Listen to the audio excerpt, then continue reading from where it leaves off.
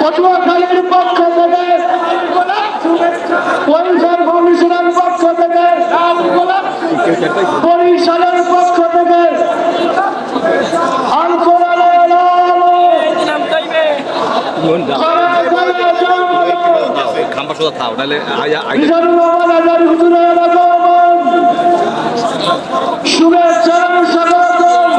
একটু সামনে আন ক্যামেরা আছে ক্যামেরা কি বুঝেন না ক্যামেরা আরে মেরা ভিডিও হইছে আরে দেয় না ওইসা আরে সামনে কেটে হুজুর না না ক্যামেরা আছে একটু কষ্ট করেন ভাই আর পুরো দিয়ে কোন দিকে গেছে দেখছেন এইটু জ্বালা রাখ বাবা একটু জ্বালা রাখ সামনের দিকে আউগে সম্মানিত আমরা লক্ষ্য করছি আমাদের মাঝে এসে উপস্থিত হয়েছেন যার জন্য আমরা এতদিন ধরে অধীর আগ্রহ করে বসে আছি দূর দূরান্ত থেকে ছুটে এসেছি সেই আমাদের প্রিয় মুখ লক্ষ কোটি মানুষের হৃদয়ের স্পন্দন প্রিয় মুফাসসির ডক্টর মিজানুর রহমান আল আজহারী আজকের প্রোগ্রামের পক্ষ থেকে মোবারক জানাই। সম্মানিত সুধী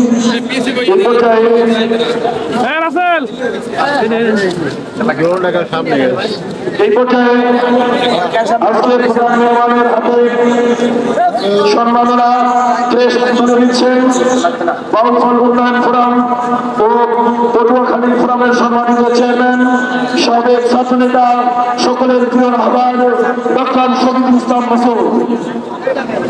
ক্রেস্ট তুলে দিচ্ছেন ডক্টর শফিকুল ইসলাম মাসুদ। পটুয়াখালী বাসীর পক্ষ থেকে মোবারকবাদ জানাচ্ছি। সাথে সহযোগিতা করছেন ডক্টর শাহেখ জামাল উদ্দিন ও ডক্টর শফিকুল ইসলাম মাসুদ। এই পর্যায়ে আজকের প্রোগ্রামের অন্যতম মেহমান আলতাফ হোসেন চৌধুরীর হাতে ক্রেস্ট সম্মাননা তুলে দিচ্ছেন আজকের প্রোগ্রামের সম্মানিত প্রধান বক্তা ডক্টর শফিকুল ইসলাম মাসুদ ও শাহেখ জামাল উদ্দিন।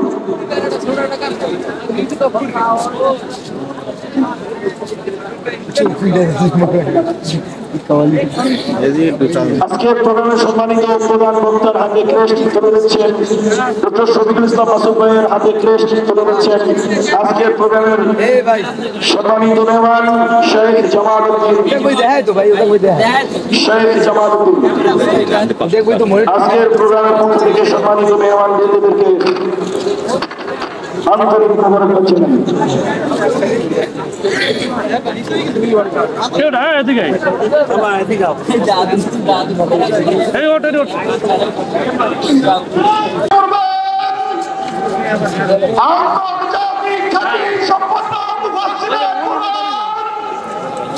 ভাই আমার বলতেছে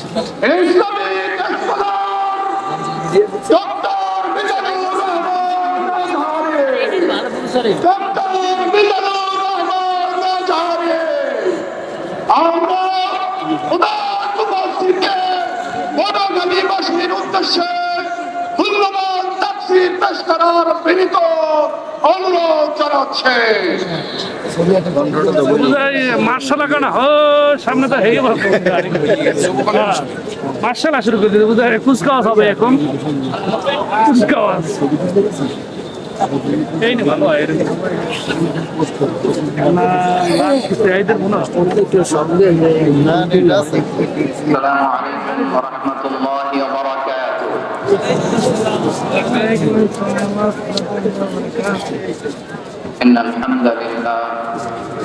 إن الحمد لله نحمده ونستعينه ونستغفره ونؤمن به ونتوكل عليه ونعوذ بالله من شرور أنفسنا ومن سيئات أعمالنا من يهده الله فلا مضل له ومن يضلل فلا هادي له أي فلن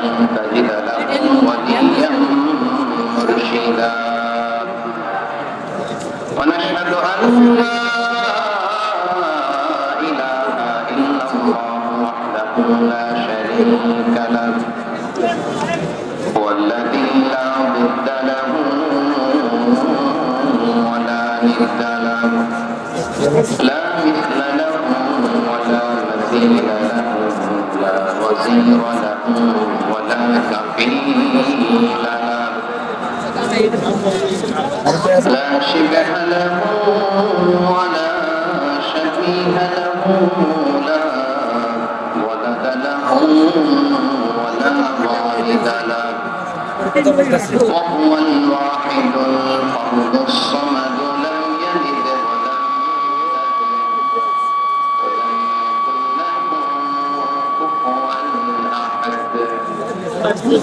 ونشهد أن سيدنا ونبينا وحبيبنا وبشيرنا ونذيرنا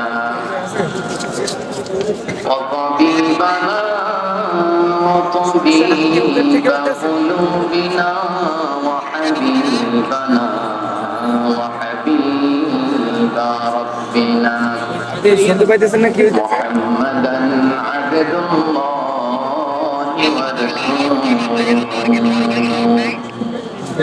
ورسوله أرسله بالحق بشيرا ونذيرا وداعيا إلى الله بإذنه وسراجا منيرا أما بعد فقد قال الله تعالى في كلامه المجيد وفي فرقانه الحميد أعوذ بالله من الشيطان الرجيم بسم الله الرحمن الرحيم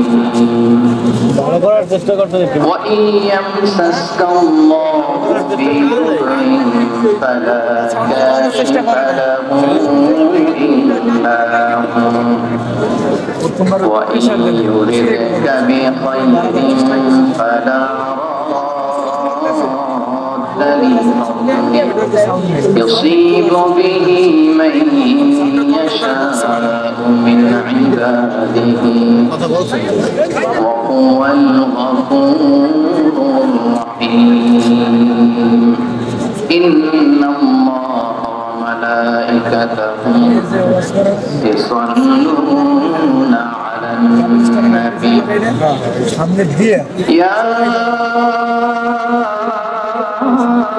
أيها الذين آمنوا صلوا عليه وسلموا تسليما اللهم صل على محمد وعلى آل محمد كما صليت على إبراهيم وعلى آل إبراهيم إنك حميد مجيد اللهم بارك على محمد وعلى آل محمد كما باركت على إبراهيم وعلى آل إبراهيم إنك حميد مجيد সকল প্রশংসার মালিককে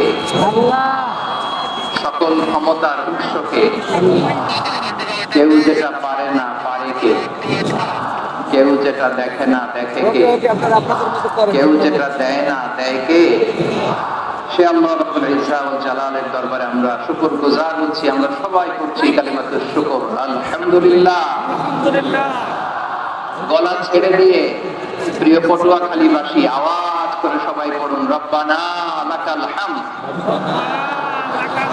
হামদান কাসীরান তাইয়িবান মুবারাকান ফী ইয়া রাব্বি লাকাল হামদু কামা ইয়ানবাগি লিজালালি ওয়াজহিকা ওয়া আযীমি সুলতানিকা لك الحمد بالإيمان لك الحمد بالإسلام লাকাল হামদু বিল কুরআন। আমরা আল্লাহ রাব্বুল ইজ্জা ওয়াল জালালের দরবারে শুকরিয়া আদায়ের পাশাপাশি আজকে এই প্রোগ্রামের অর্গানাইজিং কমিটি পটুয়াখালী ওয়েলফেয়ার ফাউন্ডেশনকে অন্তরের অন্তঃস্থল থেকে ধন্যবাদ জানাতে চাই, অভিনন্দন জানাতে চাই এবং শুভেচ্ছা জানাতে চাই। পটুয়াখালী জেলার শহরে আজকে প্রায় দীর্ঘ 1 মাস পরিশ্রম শেষে চমৎকার নান্দনিক চমৎকার একটি পরিবেশ ওনারা তৈরি করেছেন, একটি বাগান ওনারা সাজিয়েছেন। আমরা শুরুতেই পটুয়াখালী ওয়েলফেয়ার ফাউন্ডেশনকে অন্তরের অন্তঃস্থল থেকে ধন্যবাদ জানাতে চাই, শুকরিয়া জানাতে চাই। ধন্যবাদ জানাতে চাই আজকের প্রোগ্রামের সম্মানিত সভাপতি অ্যাডভোকেট মোহাম্মদ নাজমুল হাসান ভাইকে। আজকের প্রোগ্রামে প্রধান বক্তা হিসেবে উপস্থিত আছেন আপনাদের অত্র এলাকার গণমানুষের নেতা, মাটি মানুষের নেতা ডক্টর মোহাম্মদ শফিকুল ইসলাম মাসুদ ভাই, সাবেক জাতীয় ছাত্র নেতা ও চেয়ারম্যান বাউফল উন্নয়ন ফোরাম ও পটুয়াখালী ফোরাম। প্রধান অতিথি হিসেবে আজকের প্রোগ্রামে আসন অলঙ্কৃত করেছেন এয়ার ভাইস মার্শাল অবসরপ্রাপ্ত আলহাজ আলতাফ হোসেন চৌধুরী, সাবেক সর্বস্ব বাণিজ্য মন্ত্রী, গণপ্রজাতন্ত্রী মন্ত্রী, বাংলাদেশ সরকার। বিশেষ অতিথি হিসেবে অত্র এলাকার অনেক গণ্যমান্য আমাদের আজকের প্রোগ্রামে উপস্থিত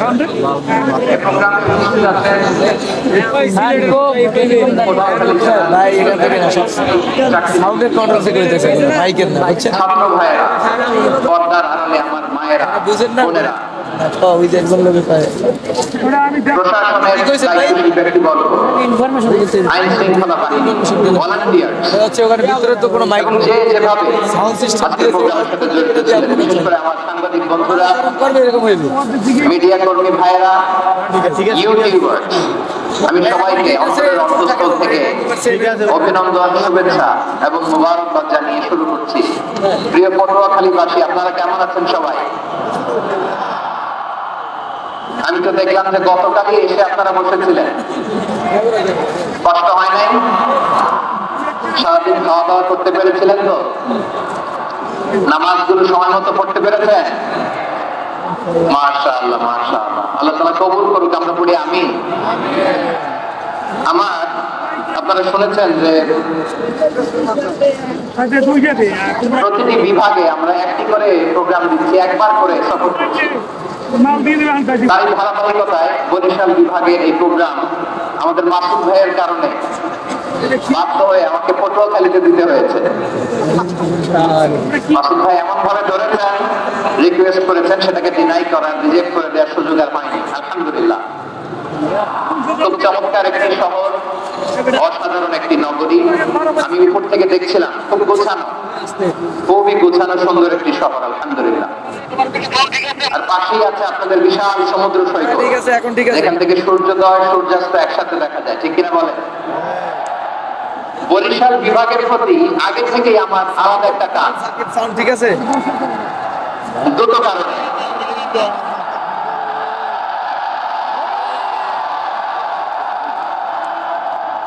আলহামদুলিল্লাহ, আলহামদুলিল্লাহ, মাশাআল্লাহ। এই গণজোয়ারকে আল্লাহ তাআলা ইসলামের পক্ষে কবুল করে নেন। এই প্রাণ ফেলা উচ্ছ্বাস, ভালোবাসা, এটা কোরআনের জন্য, ইসলামের জন্য, ঠিক কিনা বলেন? কোন অপশক্তি এই গণজোয়ারকে ঠেকাতে পারবে না। কারণ যে ভালোবাসা আল্লাহর জন্য হয়, সেটাকে ঠেকানো যায় না, ঠিক কিনা বলে? আমার প্রাণ প্রিয় পটুয়াখালীবাসী ভাইরা, বিশেষ দুটি কারণে বরিশাল বিভাগের প্রতি আমার আলাদা একটা ভালো লাগা। এর কারণ, এই অঞ্চলে আলেম ওলামা বেশি, ঠিক কিনা বলেন? আজকের এই প্রোগ্রামে অনেক কওমি মাদ্রাসার মুহতামিম সাহেবরা এসেছেন, আমি শুনেছি। আলিয়া মাদ্রাসার প্রিন্সিপাল হুজুররা এসেছেন, খতিব সাহেবরা এসেছেন, ইমাম সাহেবরা এসেছেন, মুয়াজ্জিন সাহেবরা এসেছেন। এই বিভাগে আলেম ওলামা বেশি। তার প্রমাণ, এখানে এই বরিশালের ভেতরে আছে সার্সিনা দরবার, ঠিক কিনা বলেন? অনেক হাক্কানি একটা দরবার। সার্সিনার মরহুম বিশাল হুজুরের খেদমত করেছে আমি অনেকবার, সুযোগ হয়েছিল আমার। ছাত্র জামানায়। তো ওনাদের মাদ্রাসা কেন্দ্রিক অনেক খেদমত, আলহামদুলিল্লাহ। তারপর এই বিভাগে রয়েছে চরমনাই দরবার, ঠিক কিনা বলেন? ওনাদেরও বিশাল মাদ্রাসা, ধর্মীয় অঙ্গনে, মাদ্রাসা অঙ্গনে, রাজনৈতিক অঙ্গনে ওনাদের অনেক খেদমত। তারপরে এখানে আছে ঝালকাঠি এনএস কামিল মাদ্রাসা। আমরা কায়েসা হুজুরের কথা শুনেছি, আল ইত্তেহাদ মা আল ইখতিলাফ, মতবিরোধের সাথে ঐক্য, অসাধারণ কথা। তো এই সমস্ত বড় বড় আল্লাহওয়ালাদের আগমন এই ভূখণ্ডে হওয়ার কারণে এখানে ধর্মীয় বিশৃঙ্খলা, মারামারি কম, আছে ঐক্য, ঠিক কিনা বলেন? বরিশাল বিভাগের প্রতি আমার বিশেষ ভালোবাসার এটা একটা কারণ। 2 নম্বর কারণ হচ্ছে আমি ঢাকাতে যে মাদ্রাসায় পড়াশোনা করেছি, দারুন নাজাত সিদ্দিকিয়া কামিল মাদ্রাসা, আমার মাদ্রাসার শিক্ষক মন্ডলীর অধিকাংশ হচ্ছে এই বরিশালের, আলহামদুলিল্লাহ। আমাদের শ্রদ্ধেয় প্রিন্সিপাল হুজুর আহমদ আবু বকর সিদ্দিক হাফিজাহুল্লাহ ওয়া রাআ, উনি এলাকা সহ পুরো দারুন নাজাত মাদ্রাসার অধিকাংশ আসাদুল ইকরাম এই ভূখণ্ডের, এই অঞ্চলের হওয়ার কারণে ছোটবেলা থেকেই বরিশালের প্রতি আমার একটি ভালোবাসা। আমি অন্তরের অন্তঃস্থল থেকে আবারও শুভেচ্ছা জানাতে চাই। আমি আমাদের অনেক ভাইদেরকে দেখতে পাচ্ছি, আপনারা বসার জায়গা পাননি, দাঁড়িয়ে আছেন এবং খুবই নিষ্ঠুর, শান্ত, সুশৃঙ্খল। The people of Borishal, they are very smart, আলহামদুলিল্লাহ, মাশাআল্লাহ। এবং শ্রোতা যাদেরকে দেখতে পাচ্ছি, বেশিরভাগের বয়স 15 থেকে 25। জেনজি, যেখানেই যাই জেনজি আমার সারে না, মাশাআল্লাহ। এরাই আগামীর বাংলাদেশ,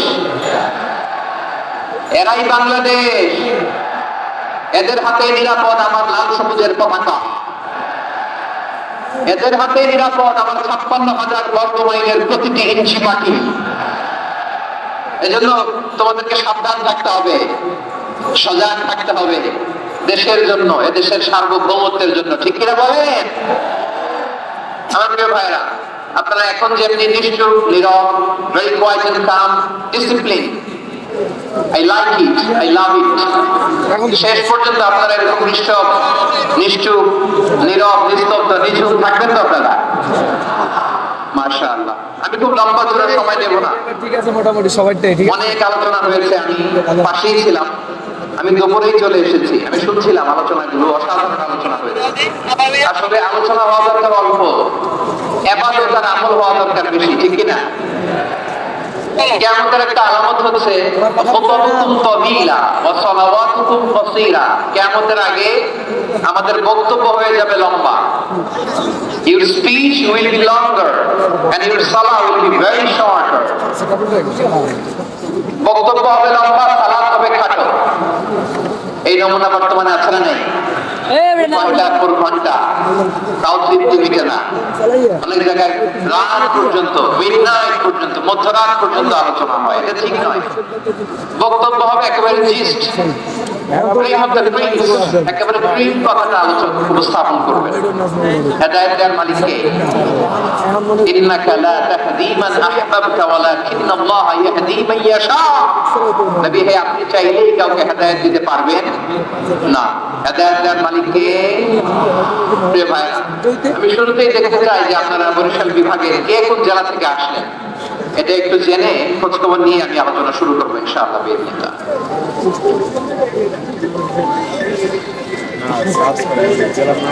প্রিয় ভাইরা, আমি দেখতে যাচ্ছি আপনাদের এই বরিশাল বিভাগের ভোলা জেলা আছে না একটা, দ্বীপ জেলা, ওখান থেকে কেউ আসতে পারছেন নাকি? হ্যাঁ, আল্লাহু আকবার, আসছে তো, ওই যে হাত দেখা যাচ্ছে। মাশাআল্লাহ, ঠিক আছে, আল্লাহ আমার ভাইদেরকে তুমি কবুল করো। বরগুনা জেলা থেকে কেউ এসেছেন আজকের প্রোগ্রামে?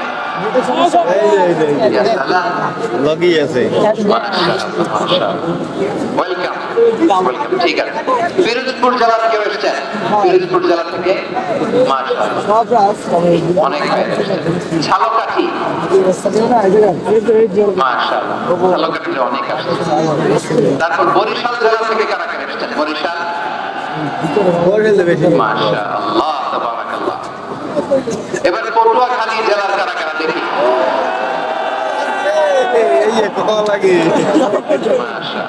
মাশাআল্লাহ, মাশাআল্লাহ। আল্লাহ তুমি কবুল করো, আল্লাহ তুমি কবুল করো। ভাই দেন আমার লিল্লাহি তাকবীর, লিল্লাহি তাকবীর, লিল্লাহি তাকবীর। হাত নামান। প্রিয় ভাই, আসুন আমরা কাল বিলম্ব না করে আজকে পটুয়াখালী জেলা শহরের মাশাআল্লাহ ওই যে লক্ষ্মীপুর থেকে আমাদের ভাই এসে প্লেকার্ড নিয়ে দাঁড়াইছে। ঠিক আছে, প্লেকার্ড দেখেছি। ফিয়ামাতুল্লাহ। আচ্ছা, এই বরিশাল বিভাগের বাইরে থেকে কারা কারা আছেন দেখি, কেউ আছেন কিনা? মাশাআল্লাহ, অনেক অনেক অনেক মাশাআল্লাহ। আল্লাহ কবুল করুন, আল্লাহ কবুল করুন। ফিয়ামাতুল্লাহ। চাঁদপুর, ঠিক আছে, ঠিক আছে। হ্যাঁ, ইলিশের বাড়ি চাঁদপুর, ঠিক আছে। মাশাআল্লাহ, বসুন বসুন। সম্মানিত ভাইরা, আসুন আমরা মূল আলোচনার দিকে চলে যাই। আজকে আমরা যে টপিকটা নিয়ে আলোচনা করব সেটা হচ্ছে, আমরা যে জীবনে বিপদে পড়ি, আমরা বিপদে পড়লে আমাদেরকে উদ্ধার করে কে? আল্লাহ ছাড়া আমাদের বাঁচানোর কেউ আছে? উদ্ধার করার কেউ আছে? রক্ষা করার কেউ আছে? এজন্য বিপদে পড়লে আমরা চাইবো কার কাছে? আমাদের যাই দরকার হোক আমরা ফরিয়াদ করবো কার কাছে? নাকি মাজারে যেয়ে যাবেন? মাজারে যেয়ে যাবেন। অনেকে তো মাজারে যেয়ে কপাল খসে, আছে না নাই?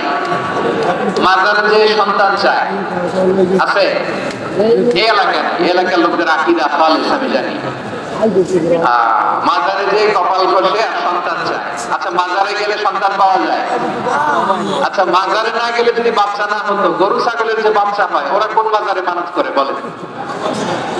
কথা কি বুঝতেছেন? এই যে প্রতি বছর গরু ছাগল ভেড়া এগুলো যে বাচ্চা দেয়, এরা কোন মাজারে যে মানত করে? এজন্য চাইতে হবে একজনের কাছে, তিনি কে? আমার প্রিয় পটুয়াখালীবাসী, মাজার জিয়ারত করা সুন্নাহ। আমরা মাজার জিয়ারত করব, আল্লাহ ওয়ালাদের কবরে যাব, আমরা সেখানে যে সালাম দিব, দোয়া করব, নিজের জন্য করব, কবরে শুয়ে থাকা মাইয়িতের জন্য করব, পুরো মুসলিম উম্মাহর জন্য করব। কিন্তু কবরে যিনি শুয়ে আছে ওই বাবার কাছে সন্তান চাওয়া যাবে? চাকরি চাওয়া যাবে? সফলতা চাওয়া যাবে? সফলতা দেয় কে? সবাই বলেন নাই, আওয়াজ করে বলেন, সফলতা দেওয়ার মালিক কে? এক কথায় রব্বুল আলামিন বলেন, ওয়া ইয়ামসাসকাল্লাহু বিদুররিন ফালা কাশিফা লাহু ইল্লা হু ওয়া ইয়ুরিদকা বিখাইরিন ফালা রাদ্দা লিফাদলিহি ইউসিবু বিহি মান ইয়াশাউ মিন ইবাদিহি ওয়া হুয়াল গফুরুর রাহিম। আল্লাহু আকবার। আল্লাহ বললেন, ওয়া ইয়ামসাসকাল্লাহু বিদুররিন ফালা কাশিফা লাহু ইল্লা হু। আল্লাহ যদি তোমাকে কোনো বিপদ স্পর্শ করায়, আল্লাহ যদি তোমারে কোনো বিপদে ফেলে দেয়, ওই বিপদ থেকে উদ্ধার করার তিনি ছাড়া আর কেউ নাই। জোরে বলেন ঠিক কিনা? তিনি যদি কোনো বিপদে ফেলেন, তিনি ছাড়া বিপদ থেকে উদ্ধার করার কেউ নাই। আর তিনি যদি তোমার প্রতি কোনো অনুগ্রহ করতে চান, ওই অনুগ্রহ ঠেকিয়ে দেওয়ার ক্ষমতাও কারো নাই। আল্লাহ যদি আপনার সফলতা দিতে চায়, পৃথিবীর কোন শক্তি ওই সফলতাকে থামাতে পারে? এজন্য আল্লাহ বললেন, খবরদার, চিন্তা আকিদা খালিস করে নাও।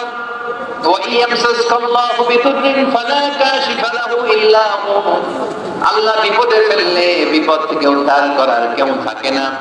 আর আল্লাহ যদি তোমার প্রতি দয়া দেখাতে চান, অনুগ্রহ করতে চান, ওই অনুগ্রহকে প্রতিরোধ করার মতো ক্ষমতা কারো নাই। তিনি তার বান্দাদের মধ্য থেকে যাকে ইচ্ছা তাকে দেন, যত ইচ্ছা তত দেন। তিনি ক্ষমাশীল, তিনি মেহেরবান। সুবহানাল্লাহ। তিনি ক্ষমাশীল, তিনি মেহেরবান। তাহলে এই আয়াত থেকে আমরা বুঝতে পারলাম, আমরা যদি বিপদে পড়ি আমাদেরকে কেউ বাঁচাতে পারে না। আমার বাবা আমাকে বাঁচাতে পারে? হ্যাঁ? আমার মা আমাকে বাঁচাতে পারে? আমার বন্ধু আমাকে বাঁচাতে পারে? আমার দলের কর্মী আমাকে বাঁচাতে পারে? আমার পীর সাহেব আমাকে বাঁচাতে পারে? আমার পটুয়াখালীর ভাইয়েরা খেয়াল রাখবেন, বাঁচাতে পারে এক মহান সত্তা, উদ্ধার করতে পারে এক মহান সত্তা। চিৎকার করে বলুন, তিনি কে? আবার আল্লাহ বললেন, আম্মাই ইউজিবুল মুত্তারা ইযা দাআহু ওয়া ইয়াকশিফুস সুআ ওয়া ইয়াজআলুকুম খুলাফা'আল আইলাহুম মা'আল্লাহ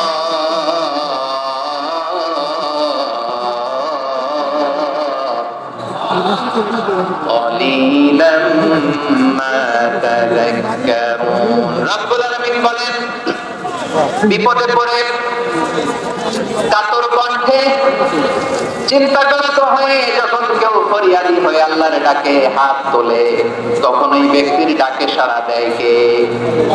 সবাই বলুন। কাতর কণ্ঠে বিপন্ন অবস্থায় আপনি যখন কেঁদে কেঁদে হাত তুলে আপনার দুঃখের কথা জানান, আপনি যখন ডাকেন তারে, তখন আপনার ডাকে সাড়া দেয় কে? আল্লাহ বলে আমি সাড়া দেই।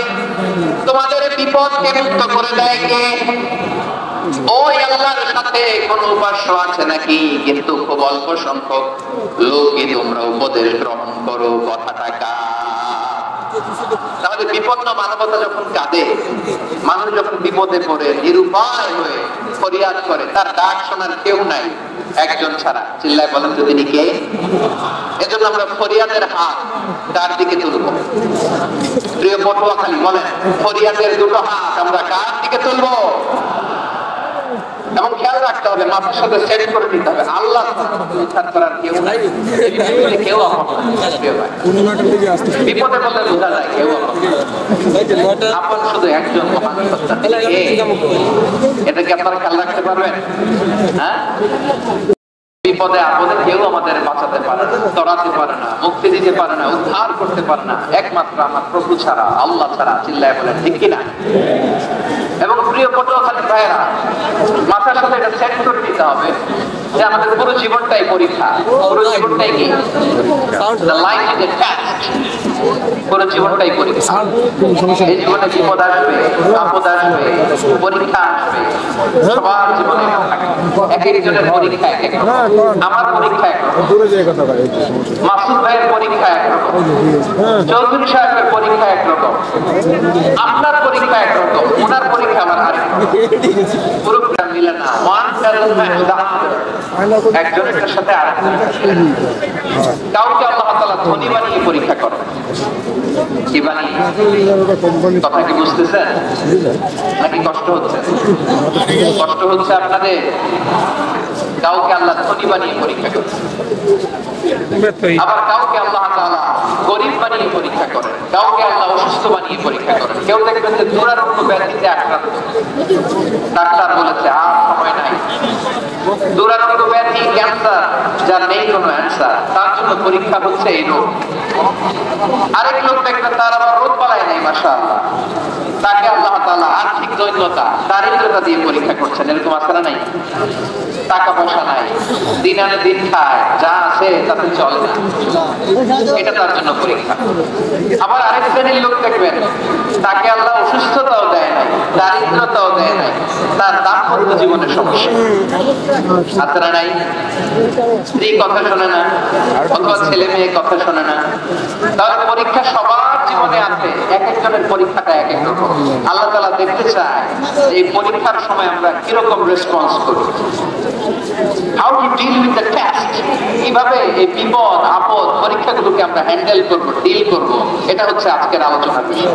বুঝতে পেরেছেন সবাই আমার প্রিয় ভাইরা? তাহলে পরীক্ষাময় আমাদের জীবন, বিপদ আপদ পরীক্ষা, এটা মানুষের কিছু ছাড়ে না, সবার জীবনে পরীক্ষা। নবীদের জীবনেও পরীক্ষা। সাহাবারা জিজ্ঞেস করেছেন, ইয়া রাসূলুল্লাহ, আইয়ুন নাসি আশাদ্দু বালা ফিদ দুনিয়া, এই দুনিয়ার কাদের পরীক্ষা সবচেয়ে বেশি? বিশ্বনবী বলেছেন আল আম্বিয়া, এই পৃথিবীতে সবচেয়ে বেশি পরীক্ষা আল্লাহ তাআলা নিয়ে থাকেন নবীদের। কাদের? নবীদের। সুম্মাল আমসাল ফাল আমসাল, এরপরে নবীদের পরের স্তরে যারা, তাদের পরীক্ষা। এরপরে তাদের পরের স্তরে যারা, তাদের পরীক্ষা। সিদ্দিকীনদের, শুহাদাদের, সালিহিনদের, আল্লাহ ওয়ালাদের, যার ঈমান যত মজবুত তার জীবনে পরীক্ষা তত বেশি। চিল্লায় বলেন ঠিক কিনা? তাহলে মুমিনরা, বিশ্বাসীরা, আমরা সমস্যা আমাদের ভয় পাই? হ্যাঁ, বিপদ থেকে ভয় লাগে আমাদের?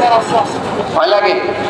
হ্যাঁ, না, মুমিনরা বিপদে ভয় পায় না, তারা হতাশ হয় না, সুবহানাল্লাহ, তারা নিরাশ হয় না। বিশ্বাসীরা হাল ছেড়ে দেয় না, তারা ভরসা রাখে তাকে একজনের উপর চিল্লায় বলতে হবে তিনি কে। কারণ মুমিন জানে the grief is impermanent, the taste is impermanent, the struggle in our life is impermanent. আমাদের জীবনের দুঃখ, কষ্ট, struggle এগুলো পার্মানেন্ট নয়। After every difficulty there is an ease. সব কষ্টের পরে একটা সুখ আছে নাই। রব্বুল আলামিন বলেন ফাইন্না মাআল উসরি ইসরা, ইন্না মাআল উসরি ইসরা, ভয় পেও না, চিন্তা করো না, কষ্টের সাথেই আমি রেখে দিয়েছি স্বস্তি। সুবহানাল্লাহ বলেন।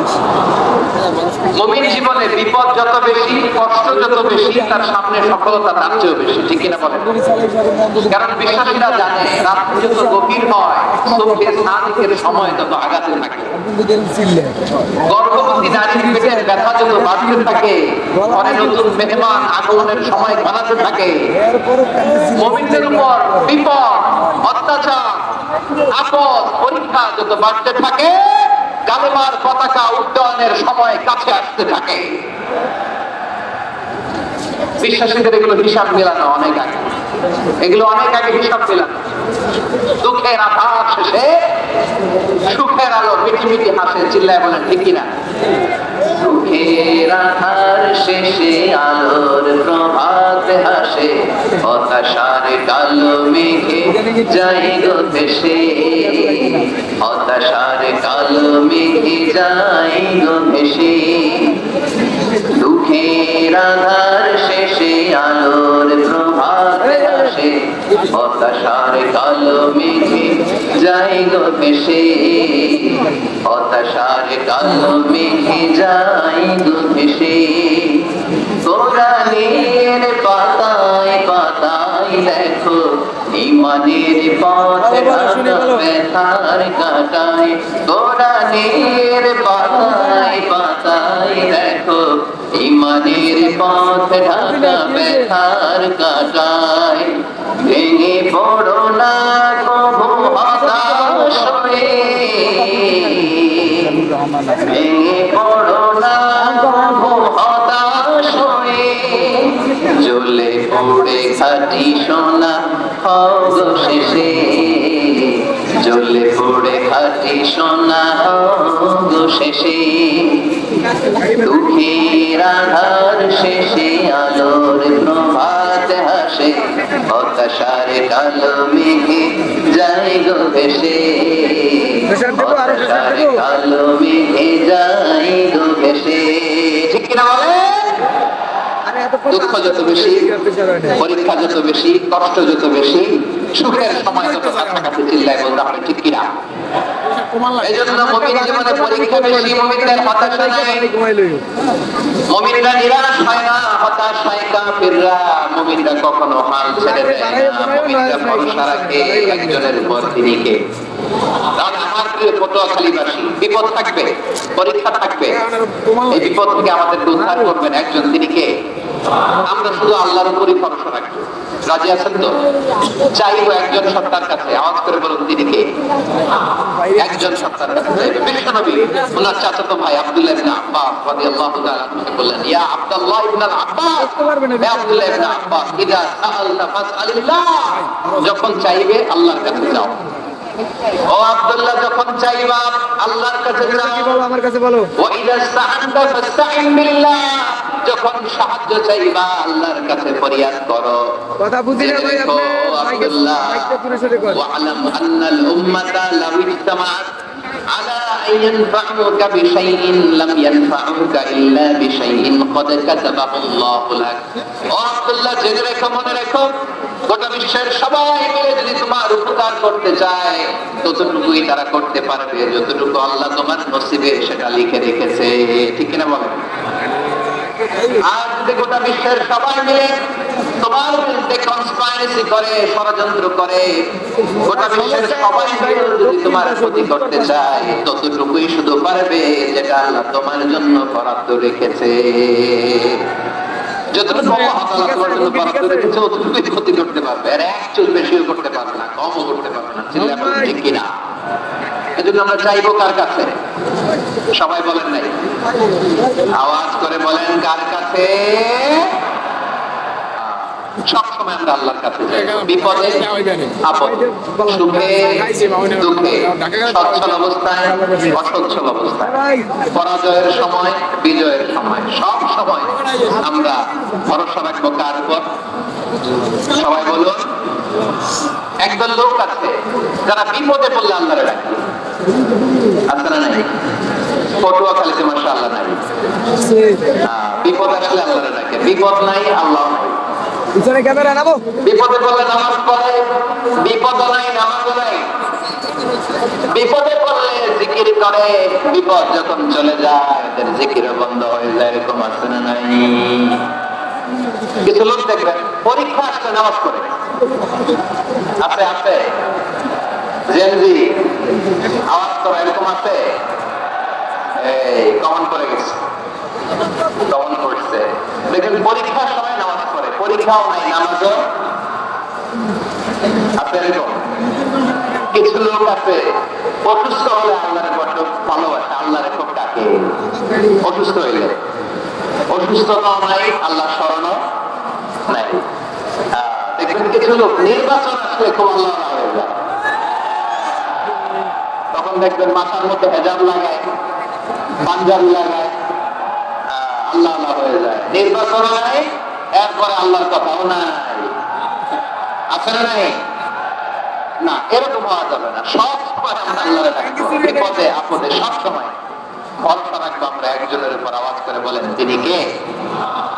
একথায় আল্লাহ তাআলা আমাদের চোখে আঙ্গুল দিয়ে জ্বালিয়ে দিলেন, ফাকিদা রাকিবু ফিল ফুলকি দা'উল্লাহ মুখলিসিনা লাহুদ্দিন ফালাম্মা নাজ্জাহুম ইলাল বাররি ইযা হুম ইউশরিকুন। আল্লাহ একদল লোক আছে, তারা যখন নৌযানে চড়ে, জলযানে চড়ে, সাগরের মধ্যে যখন জাহাজে চড়ে, লঞ্চে চড়ে, তারা যখন তুফানের সম্মুখীন হয় তখন তারা আল্লাহরে বড্ড বেশি ডাকে, একান্ত ভাবে ডাকে, বিশুদ্ধ চিত্তে ডাকে। আবার তুফান থেকে তাদেরকে সেফ জোনে নিয়ে, নিরাপদ জোনে নিয়ে যখন বন্দরে আমি আল্লাহ তাদেরকে ফিরিয়ে দেই, ওই লোকগুলো আবার আমি আল্লাহর সাথে শিরিক করে। এরকম আছে না নাই? জাহাজে উঠতে সাগরের মাঝখানে তুফান, ওই সময় দেখবেন আল্লাহ কারে কয়। এই কথা তো আপনাদেরকে বোঝানো সহজ, আপনার তো নদীর দেশের মানুষ। লঞ্চে চড়েন নাই কারা কারা? দেখি লঞ্চে চড়বেন? হ্যাঁ, লঞ্চে চড়ে নাই, এরকম একজন নাই এখানে। আচ্ছা, লঞ্চে উঠছেন কে কে? দেখি। মাশাআল্লাহ মাশাআল্লাহ মাশাআল্লাহ, ঠিক আছে, আপনাদের বোঝানো সহজ। আচ্ছা, লঞ্চে উঠে তুফানের সম্মুখীন হয়েছেন, জলোচ্ছ্বাস সবাই, এই ওয়াক্ত আপনাদের মুখস্থ, ঠিক কিনা বলেন? আমার বলার দরকার নাই, একটু পাশার নাম নদী, তুফান, জলোচ্ছ্বাস, জলের মধ্যে উচ্ছ্বাস, ঢেউ, টর্নেডো, সাইক্লোন, মেঘের ঘনঘটা, পরিবেশ ফুটফুটে অন্ধকার, লঞ্চ একবার এদিকে আরেকবার ওইদিকে, ভিতরে কি অবস্থা হয় বলেন তো? হ্যাঁ, যখন মুসলিম আল্লাহরে ডাকে, হিন্দু আল্লাহরে ডাকে, ঠিক কিনা বলেন? আস্তিক আল্লাহরে ডাকে, নাস্তিক আল্লাহরে ডাকে, ঠিক কিনা? লঞ্চের ভেতর, স্টিমারের ভেতর কান্নারে লোল পড়ে যায়, চিৎকারের লোল পড়ে যায়, সবার মুখ দিয়ে শুধু একটা আওয়াজ, লা ইলাহা লা ইলাহা লা ইলাহা সুবহানাল্লাহ আলহামদুলিল্লাহ লা ইলাহা। আল্লাহ নামের জিকির করবে যারা, আল্লাহর কাছে প্রিয় তারা, আল্লাহর কাছে প্রিয় যারা, জান্নাতে প্রবেশ করবে তারা, জোরে লা ইলাহা লা ইলাহা ইল্লাল্লাহ লা ইলাহা ইল্লাল্লাহ মুহাম্মাদুর রাসূলুল্লাহ সাল্লাল্লাহু আলাইহি ওয়াসাল্লাম। আমার আত্মীয় পটুয়াখালীবাসী, তাহলে লঞ্চের ভেতরে যখন আমরা তুফানের মধ্যে পড়ি তখন সবাই মিলে আমরা একটা নামের জিকির করি। নামটা কার? মুসলমানেরাও ডাকে, হিন্দুরাও ডাকে, আস্তিকও ডাকে, নাস্তিকও ডাকে, সবাই ডাকে একজনকে। তিনি কে? আবার দেখবেন ওই আল্লাহ তুফানের পরে, ঝড়ের পরে ওই লঞ্চটাকে যখন সদর ঘাটে ফিরিয়ে দেয়, আবার আমরা নাফরমানি শুরু করে দেই। একবার আল্লাহ বলেন, ফাইদা রাকিবু ফিল ফুলকি দা'আল্লাহ মুখলিসিনা লাহুদ্দীন ফালাম্মা নাজ্জাহুম ইলাল বাররি ইযা হুম ইউশরিকুন। সাগরে যখন তুফানে পড়ে আমি আল্লাহরে ডাকে, আবার আমি আল্লাহ যখন বাঁচিয়ে দেয়, আবার আমি আল্লাহর সাথে শিরিক শুরু করে। আমরা কি এরকম হতে চাই নাকি? এরকম করবেন? হ্যাঁ না, আমরা তুফানে পড়লে আল্লাহরে ডাকি, আবার বাঁচায় দেওয়ার পরেও ডাকি কারে? আল্লাহকেই ডাকি। বিমানের মধ্যে মাঝে মাঝে দেখবেন যে এয়ার টার্বুলেন্স হয়, জানেন? এয়ার টার্বুলেন্স জানেন তো? মাঝে মাঝে বিমানটা বাউন্সিং করে, বাম্পি, ভেরি বাম্পি ওয়েদার। শুনেন নাই? 40,000 ফিট উপরে যখন থাকে তখন পাইলট মাঝে মাঝে বলে, dear passenger, ladies and gentleman, right now we are flying 40,000 feet above the ground and we are passing very air turbulence, very heavy air turbulence right now. Please fasten your seatbelt.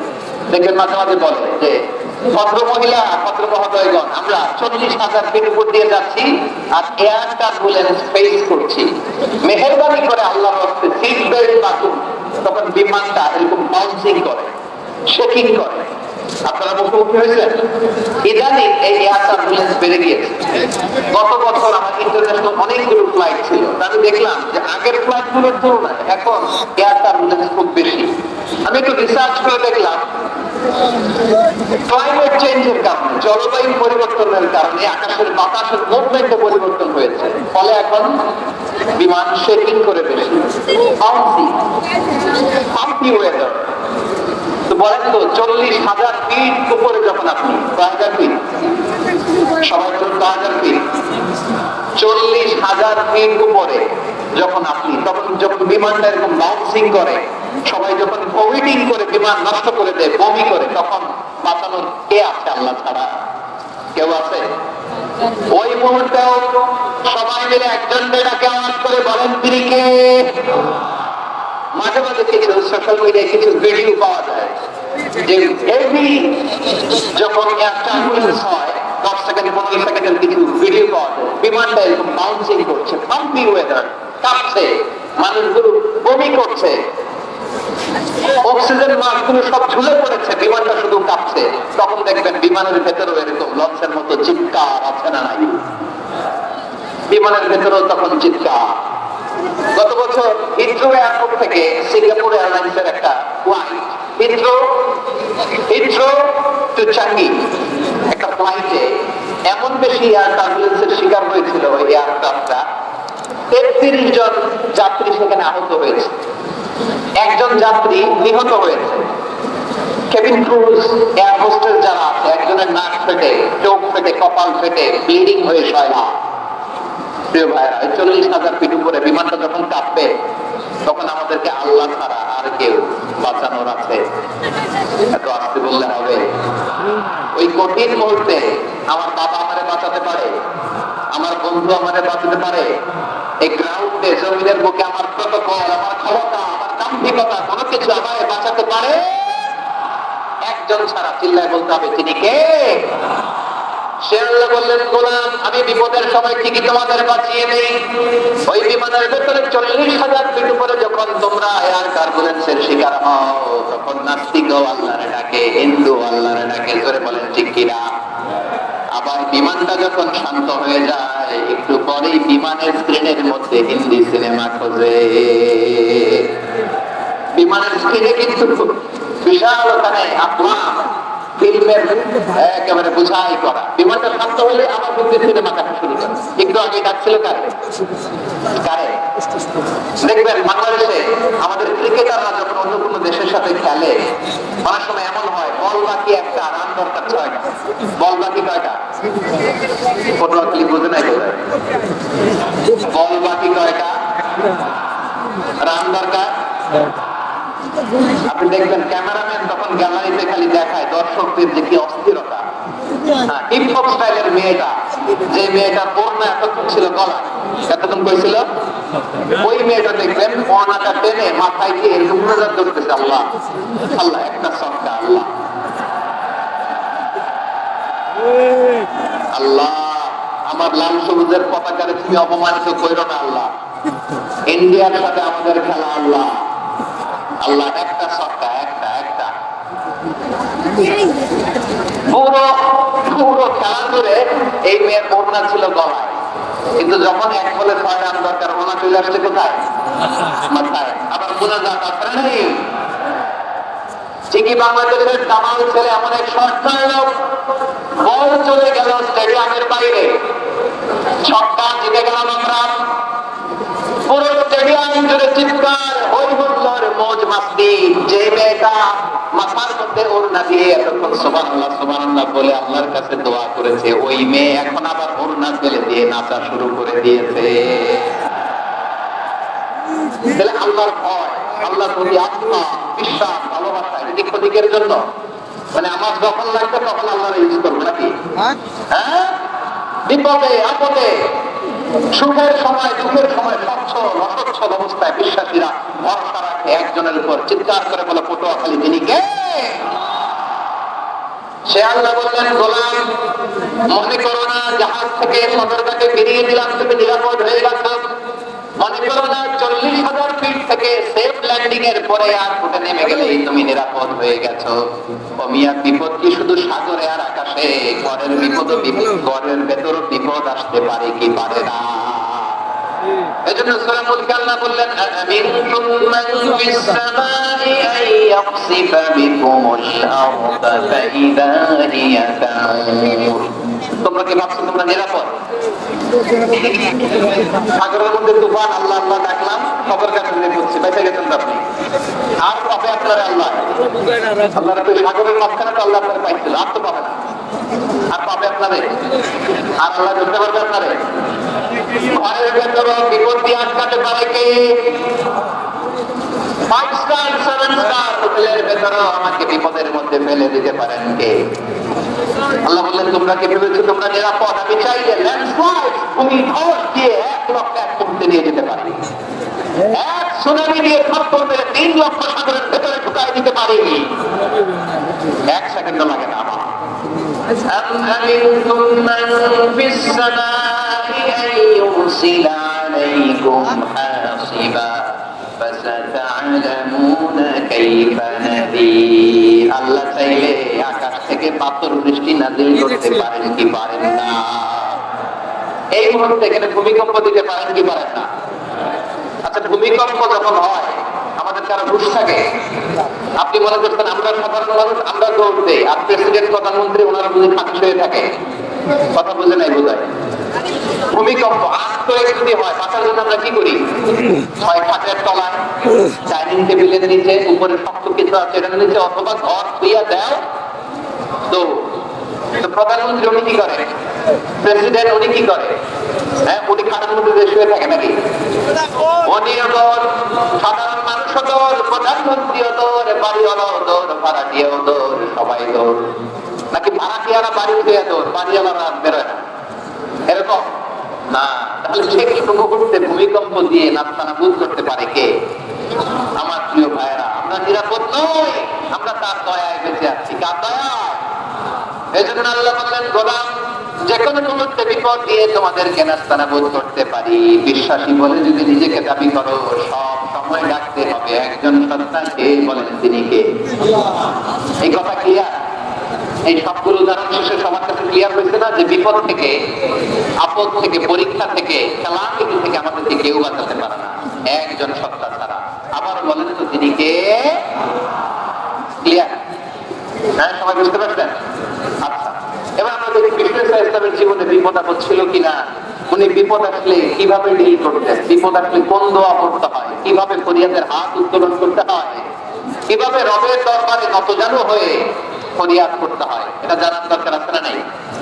আসলে আমরা বিষ্ণুনবীর জীবনী থেকে দেখি বিপদ আসলে উনি কি করতেন। বিপদ আসলেই প্রথমে বিষ্ণুনবী সাল্লাল্লাহু আলাইহি ওয়াসাল্লাম একটা দোয়া করতেন। কি পড়তেন? তিনি পড়তেন ইন্না লিল্লাহি ওয়া ইন্না ইলাইহি রাজিউন। নিশ্চয় আমরা আল্লাহর জন্য, নিশ্চয় আমরা কার দিকে ফিরবো ভাই? আবার কার দিকে ফিরবো? আওয়াজ করে বলুন তো, আমরা এসেছি কার কাছ থেকে, আবারও ফিরে যাবো কার কাছে? এজন্য বিশ্বনবী বললেন ইন্না লিল্লাহি ওয়া ইন্না ইলাইহি রাজিউন। নিশ্চয় আল্লাহর জন্য, ওই আল্লাহর দিকেই আমরা ফিরে যাব। তারপরে বিশ্বনবী বলতেন আল্লাহুম্মা আজুরনি ফি মুসিবাতি ওয়াখলুফ লি খায়রাম মিনহা। একসাথে প্রথমে বলতেন ইন্না লিল্লাহি ওয়া ইন্না ইলাইহি রাজিউন, তারপর পরিবর্তন আল্লাহুম্মা আজুরনি ফি মুসিবাতি ওয়াখলুফ লি খায়রাম মিনহা। মানে আল্লাহ, এই যে আমি বিপদের ধৈর্য ধারণ করলাম, এটা সব তুমি আমার দাও, আর যেটা হারালাম একটা ভালো কিছু দিয়ে মেকআপ করে দিও, ভালো কিছু দিয়ে বদল করে দিও। সুবহানাল্লাহ বলেন। তাহলে বিপদ আসলে আমরা কি করব? কথা বলেন। এই যে আমি শুয়েছিলাম, নাসিদ গাচ্ছিল ওরা, এদেশে পরস্পরে দেখা হলে দেয় সালাম, এদেশে আমজনতার হৃদয় জুড়ে পাকালাম, এদেশে বিপদ এলে সর্বজনে সর্বক্ষণে দোয়া পড়ে ইন্না লিল্লাহ। কি পড়ে? সুবহানাল্লাহ সুবহানাল্লাহ সুবহানাল্লাহ সুবহানাল্লাহ। এদেশে আযান শুনে সূর্য ওঠে শহর গ্রামে, এদেশে আযান শুনে সূর্য ডুবে সন্ধ্যা নামে, এদেশে সকল কাজে সবাই বলে বিসমিল্লাহ, এদেশে ভালো কিছু দেখে শুনে হাসি মুখে সবাই বলে মাশাআল্লাহ। সুবহানাল্লাহ পড়ে। তাহলে বিপদ এলে আমরা কি করি? কথা বুঝলে সবাই উত্তর দিতে হবে। বিপদ এলে কি করি? তাহলে বিপদ এলেই আমরা ইন্না লিল্লাহ পড়বো, নাকি হাই হুতাশ করবেন? একবার একটা হাই হুতাশ করে আল্লাহ রে মোর কি হয়ে গেলে, ওই কি হরম রে, ওই কমবে দাম রে, আসলে এরকম বিলাস করতে নিষেধ করেছেন বিশ্বনবী। কি করবো, কই যাবো, কি হবে, হায় হায়, এরকম হাফুদাস আছে নাই? বিশ্বাসীরা হাফুদাস করে না, তারা ইন্না লিল্লাহ পড়ে। কি পড়ে? মনে থাকবে, আমরা বলবো ইন্না লিল্লাহি ওয়া ইন্না ইলাইহি রাজিউন। নিশ্চয়ই আমরা আল্লাহর জন্য, আমরা আল্লাহর দিকেই ফিরে যাব। এরপর বলবো আল্লাহুম্মা আজুরনি ফি মুসিবাতি ওয়াখলুফ লি খায়রাম মিনহা। আল্লাহ, আমি যে বিপদের ধৈর্য ধারণ করলাম এটা সওয়াব দিও, আর যা হারালাম তার চেয়ে ভালো কিছু দিয়ে বদল করে দিও। সুবহানাল্লাহ পড়েন। বিশ্বনবীর হাদিস শুনলেন উম্মে সালামা রাদিয়াল্লাহু তাআলা আনহা, ওনার স্বামী হলো আবু সালামা। মজার ঘটনা খেয়াল করে শুনেন আমার প্রিয় কলিজার টুকরা ভাইয়েরা, কানগুলো খরগোশের কানের মতো খাড়া করে আমার দিকে তাকান। সাইয়্যিদাতুনা উম্মে সালামা রাদিয়াল্লাহু তাআলা আনহা, ওনার স্বামীর নাম আবু সালামা। শ্রেষ্ঠ দম্পতি, শ্রেষ্ঠ ফ্যামিলি। প্রথমে হিজরত করেছিলেন হাবশায়, পরে হিজরত করেছিলেন মদিনায়। উহুদ যুদ্ধের পরে ওনার স্বামী আবু সালামা ইন্তেকাল করলো, শহীদ হলো। সুবহানাল্লাহ পড়েন। যখন আবু সালামা ইন্তেকাল করলেন, উম্মে সালামা রাদিয়াল্লাহু তাআলা আনহা কেঁদে কেঁদে হায়রান, আর নবীর শিখানো বাণী অনুযায়ী তিনি বারবার পড়ছিলেন ইন্না লিল্লাহি। কি পড়ছিলেন? ওই কই যাবো, কি করবো, এগুলো বলেন। কি বলছে? ইন্না লিল্লাহ। যেহেতু বিশ্বনবী বলেছেন কেউ যদি বিপদের প্রথম ধাক্কায় পড়ে ইন্না লিল্লাহি ওয়া ইন্না ইলাইহি রাজিউন, আল্লাহুম্মা আজুরনি ফি মুসিবাতি ওয়াখলুফ লি খায়রাম মিনহা, তাহলে এই বিপদে যে সে যা হারালো তার চেয়ে শ্রেষ্ঠ কিছু দিয়ে আল্লাহ তার বদল দিয়ে দিবেন। এই হাদিস শুনে উম্মে সালামা রাদিয়াল্লাহু তাআলা আনহা, ওনার প্রাণপ্রিয় স্বামী আবু সালামা ইন্তেকালের পরে চোখের পানি ছাড়ে আর পড়ে ইন্না লিল্লাহি ওয়া ইন্না ইলাইহি রাজিউন, আল্লাহুম্মা আজুরনি ফি মুসিবাতি ওয়াখলুফ লি খায়রাম মিনহা। বারবার এই দোয়া পড়ে চোখের পানি ছাড়ে, এই দোয়া পড়ে চোখের পানি ছাড়ে, আর মনে মনে বলে আবু সালামার মতো ভালো মানুষ মদিনাতে নাই, আবু সালামার চেয়েও ভালো মানুষ মদিনাতে নাই, তার চেয়ে ভালো মানুষ কি করে আল্লাহ তাআলা আমাদের দিবে, তার চেয়ে ভালো মানুষ তো আমি মদিনাতে দেখি না। চোখের পানি দিয়ে বুক ভাসায় আর নবীর হাদিসের উপর আমল করে পড়ে ইন্না লিল্লাহি ওয়া ইন্না ইলাইহি রাজিউন, ইন্না লিল্লাহি ওয়া ইন্না ইলাইহি রাজিউন। পড়তে পড়তে চোখের পানি ছাড়ে আর চিন্তা করে বিশ্বনবী বললেন, এই দোয়া পড়লে যেটা হারাম তার যে ভালো কিছু দিয়ে আল্লাহ পুরস্কার দেয়। আবু সালামের যে ভালো মানুষ মদিনার মধ্যে আর কে হতে পারে?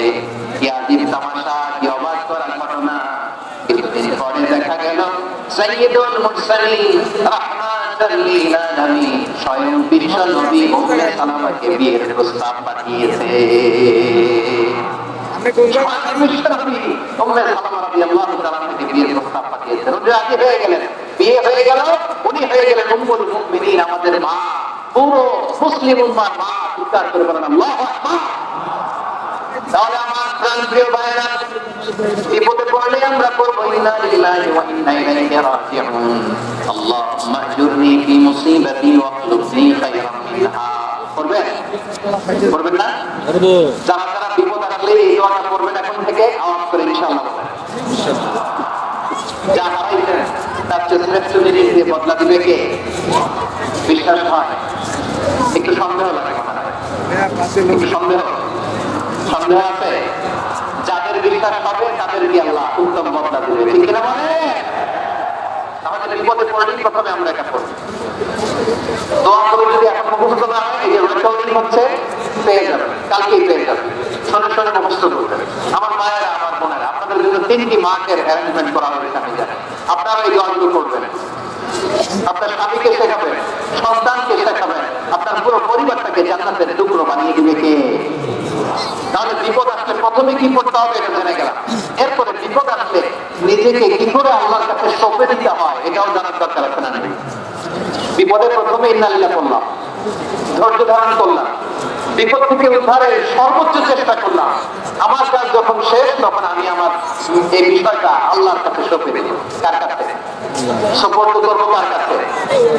বিপদে বললে কেমন করে নিজেকে আল্লাহর কাছে সঁপে দিতে হয় এখন সাইয়েদনা ইব্রাহিম আলাইহিস সালামের জীবনী থেকে জানি। আল্লাহর খলিল ইব্রাহিম আলাইহিস সালাম আমাদের মতো সমাজ ব্যবস্থা পায় নাই। আমরা জন্মের পরে আমাদের কানের ভেতরে আযান দিয়ে থেকে, একামত দিয়ে থেকে, আমাদের বাপ-দাদারা আমাদের কানে আযান দিয়ে থেকে দেয় নাই। আমাদের জন্মের পরেই তো আযান, একামত, বাড়ির পাশে মসজিদ, প্রতিদিন আযান, জুমার খুতবা, প্রতি মাসে মাসে তাফসীরুল কোরআন মাহফিল, মসজিদ, মিনারা, অভাব নাই, ঠিক কিনা বলেন? আপনি যে এই সুন্দর ইসলামিক এনভায়রনমেন্ট পেয়েছেন, আমাদের ইব্রাহিম খলিল, উনি কি এরকম পেয়েছিলেন? হ্যাঁ, উনি জন্মের পর পরে ওনার কানে আযান দিতে কেউ? আমার প্রিয় ভাইরা, আগা গোড়া একটা শিরকি পরিবেশে উনি জন্মগ্রহণ করেছেন। উনি ছাড়া ওই তল্লাটে একজনও আল্লাহর উপর বিশ্বাসী না। কল্পনা করতে পারেন? গোটা তল্লাটে, গোটা দেশে বিশ্বাসী মুমিন, আল্লাহর উপর বিশ্বাস স্থাপনকারী কয়জন?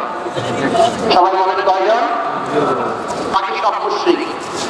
বাকি সব মুশরিক নিজের সাথে নিজে শক্ত বোঝাপড়া করে, অ্যানালজি করে, সেলফ কনভারসেশন করে উনি মহা সত্যের সন্ধান পেয়েছে।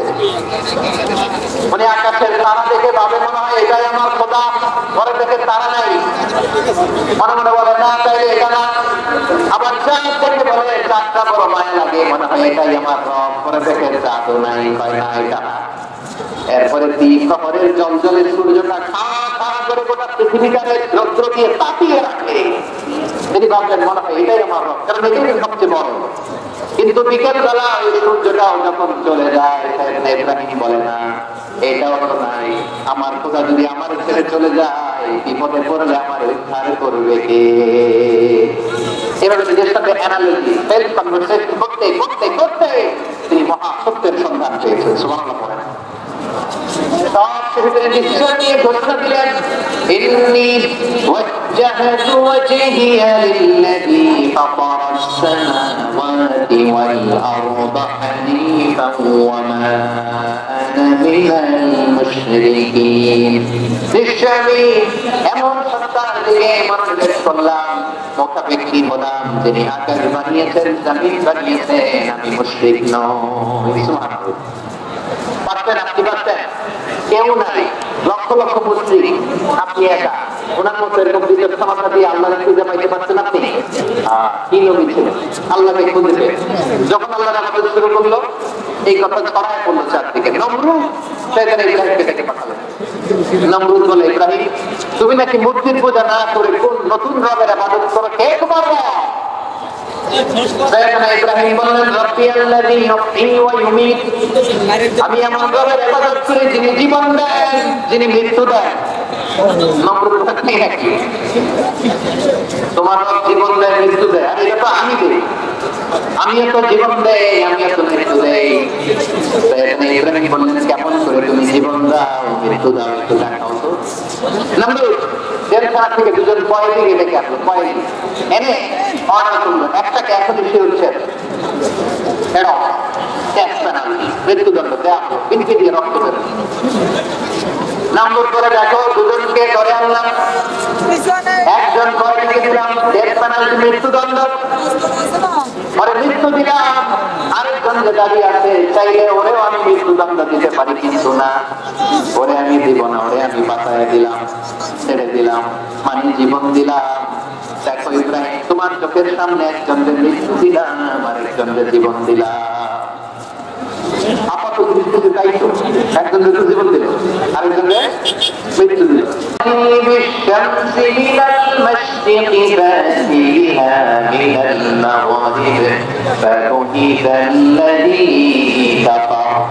আল্লাহ বলেন, ইব্রাহিম বললেন, নমরুদ বুঝলাম তুমি জীবন দাও মৃত্যু দাও দেখলাম, কিন্তু আমার আল্লাহ প্রতিদিন সকালবেলা উষা লগ্নে ওই পূর্ব দিগন্ত থেকে সূর্যটাকে উদিত করেন, সাথের বেলা, বিকেল বেলা, কুথুরি লগ্নে, সন্ধ্যা বেলা ওই দ্বিপ্রহরের জল জলে সূর্যটাকে পশ্চিম দিগন্তে ডুবিয়ে দেন। মানে সকালবেলা পূর্ব দিক থেকে উদিত করা সূর্যটাকে পশ্চিম দিকে বিকেলে তিনি ডুবিয়ে দেন। তুমি যদি পারো ওই সূর্যটাকে পশ্চিম দিক থেকে উদিত করে পূর্ব দিকে ডুবিয়ে দাও। দেখেন, ইনস্ট্যান্ট মুহূর্তে বিচক্ষণতা, কাকে বলে?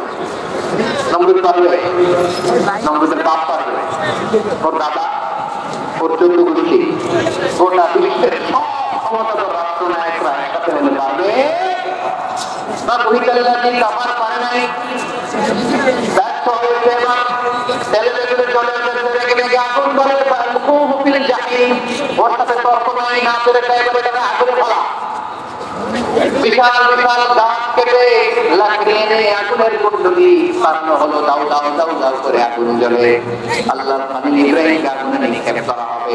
আল্লাহর খলিল ইব্রাহিমের হাতের মধ্যে রশি দিয়ে টাইট করে বাঁধা হলো, পায়ের মধ্যেও টাইট করে রশি দিয়ে বাঁধা হলো। আল্লাহর খলিল ইব্রাহিমকে আগুনের কুণ্ডলের মধ্যে ফেলা হবে। মিয়া, আপনি যে বিপদের কারণে ভয় পান, হতাশ হন, এটা কোনো বিপদ? ওনার বিপদের সামনে কত খালি আওয়াজ করে বলুন, সাইয়েদনা খলিল ইব্রাহিমের বিপদের সামনে আমাদের বিপদ কোনো কোনো বিপদ, কোনো বিপদই না, এটা কোনো বিপদই না। হাত পা বের হয়ে টাইট করে নিক্ষেপ করা, সিম্পলি ফেলা যাবে না, কারণ দাও দাও করে ব্রেকিং ফায়ার, এমন আগুনের কুণ্ডলি চাপতে যাওয়া যায় না, আগুনের উত্তাপে নিক্ষেপ করা। হাতের রশি বেঁধে, পায়ের রশি বেঁধে আল্লাহর খলিল ইব্রাহিম আলাইহিস সালামকে আগুনের মধ্যে নিক্ষেপ করা হবে। এটা হলো অগ্নি পরীক্ষা। উনি অগ্নি পরীক্ষার সম্মুখীন হয়েছে, এজন্য কঠিন পরীক্ষাকে আমরা অগ্নি পরীক্ষার সাথে তুলনা করি, ঠিক না? সাইয়েদনা জিবরাইল এসে বললেন, আল্লাহর খলিল, আপনার হাত বেড়ে ফেললো, পাও বেড়ে ফেললো, নড়াচড়ার সুযোগ নাই, বলেন আমি জিবরিল ফেরেশতা আপনার জন্য কি করতে পারি? আল্লাহর খলিল ইব্রাহিম বলে, ও জিবরাইল, তোমার কাছে আমার কোনো চাওয়া পাওয়া নাই। সুবহানাল্লাহ বলেন, তোমার কাছে বলার কিছু নাই, তোমার সাহায্যের আমার দরকার নাই। তাই এখানে ইব্রাহিম আলাইহিস সালামকে হাতে পায়ে রশি বেঁধে হাত পা বাঁধা অবস্থায় জ্বলন্ত অগ্নিকুণ্ডে যখন নমরুদের দলবল নিক্ষেপ করবে, আল্লাহর খলিল কিভাবে নিজেকে আল্লাহর কাছে সঁপে দিয়েছেন, পটুয়াখালীর ভাইরা খেয়াল করে শুনুন। হাত পা বেঁধে আল্লাহর খলিলকে যখন নিক্ষেপ করা হবে, তিনি মুখ ফুটে বলে ফেললেন, হাসবুনাল্লাহু ওয়া নি'মাল ওয়াকিল। হাসবুনাল্লাহু ওয়া নি'মাল ওয়াকিল, আমার জন্য আল্লাহই যথেষ্ট, আমার জন্য আল্লাহই যথেষ্ট। তিনি আমার সবচেয়ে বড় গার্ডিয়ান, তিনি আমার সবচেয়ে বড় অভিভাবক। জিবরাইলের সাহায্যে আমাকে ফিরিয়ে দিলেন। দুনিয়ার লোকে কারো কাছে কিছু বলেন নাই, পক্ষে বলেছেন হাসবুনাল্লাহ। ও আমার পটুয়াখালীর ইমানের ভাইয়েরা খেয়াল রাখবেন, কোন বান্দা তার হাতে থাকা সব চেষ্টাটুকু করার পরে মুখ ফসকে মুখ দিয়ে যখন বলে ফেলে হাসবুনাল্লাহ, বান্দা যখন হাসবুনাল্লাহ বলে ফেলে, ওই ব্যাপারটা ডিল করার দায়িত্ব স্বয়ং আল্লাহ আরশের উপর থেকে নিয়ে নেয়। আপনি যখন বলে ফেলবেন হাসবুনাল্লাহ, এটা ডিলিং করবে কে? কেমন চিল্লায় বলেন না, তিনি কে? বান্দা তার শব্দের সবটুকু চেষ্টার করে নতজানু হয়ে যখন বলবে হাসবুনাল্লাহ, আল্লাহ তুমি আমার জন্য যথেষ্ট, নি'মাল ওয়াকিল, তুমি আমার শ্রেষ্ঠ অভিভাবক, তখন তার কি দরকার না দরকার এটা ডিল করে স্বয়ং আল্লাহ। নিক্ষেপ করা হলো ইব্রাহিমকে অগ্নিকুণ্ডে, হাজার হাজার মানুষের দৃশ্য দেখার জন্য জড়ো হয়েছে এরকম বিশাল ময়দানে। কিন্তু কি অবস্থার ঘটনা, সবাই ভয় পাচ্ছিল, না জানি কি হয়ে যায়। আল্লাহর খালিলকে যখন আগুনের কুণ্ডলে নিক্ষেপ করা হয়, আল্লাহর খালিল ইব্রাহিম আগুনের কুণ্ডলের মধ্যে বসে বসে মানুষগুলোর দিকে তাকিয়ে হাসতে শুরু করে দেয়। কারণ আকাশ থেকে রব্বুল আলামিন স্পেশাল ওয়ার্নিং নাযিল করেছেন, স্পেশাল হুকুম জারি করেছেন, কুল্লা ইয়া নারু কুনি বারদান ওয়া সালামান আলা ইব্রাহিম। ও আগুন খবরদার, সৃষ্টি শুরু থেকে তোকে একটা ধর্ম আমি বাতলে দিয়েছিলাম, তোর ধর্ম আগুনের ধর্ম হলো যা পাবে জ্বালিয়ে সারকার করবে।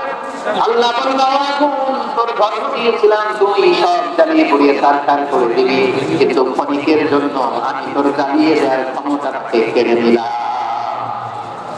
জ্বালিয়ে ভস্ম করে দেওয়ার ক্ষমতা আমি কেড়ে নিলাম। কোনি বান্দা ঠান্ডা হয়ে যায়, কিন্তু এত বেশি ঠান্ডা হবি না, আবার আমার ইব্রাহিমের সাথে সর্দি লাগে না। সুবহানাল্লাহ, এত আসতে বললে হবে? কোনি বান্দা মানে বরফ ঠান্ডা, ঠান্ডা হয়, কিন্তু এত ঠান্ডা হবি না যাতে আমার ইব্রাহিমের কষ্ট হয়। আগুন বলে আল্লাহ একবার বললাম ঠান্ডা হও, আবার বলো এত ঠান্ডা হবি না যাতে খালিলের সর্দি না লাগে। কেমন ঠান্ডা হবো, কেমন এনভায়রনমেন্ট তৈরি করে দেবো বলো? আল্লাহ বললেন সালামান আলা ইব্রাহিম, আমার খালিল, আমার কলিজা, আমার ইব্রাহিমের জন্য তুই জান্নাতের গুল বাগিচা হয়ে যা। নবী মুসার মতো ঈমান হলে রাস্তা হবে সাগর পানে, নবী ইউসুফের মতো ঈমান হলে একে একে দরজা খোলে, নবী ইব্রাহিমের মতো ঈমান যদি আজ থাকে বিদ্যমান, অগ্নিকুণ্ডে দেখতে পাবে অবসরতে ফুল ভাগা।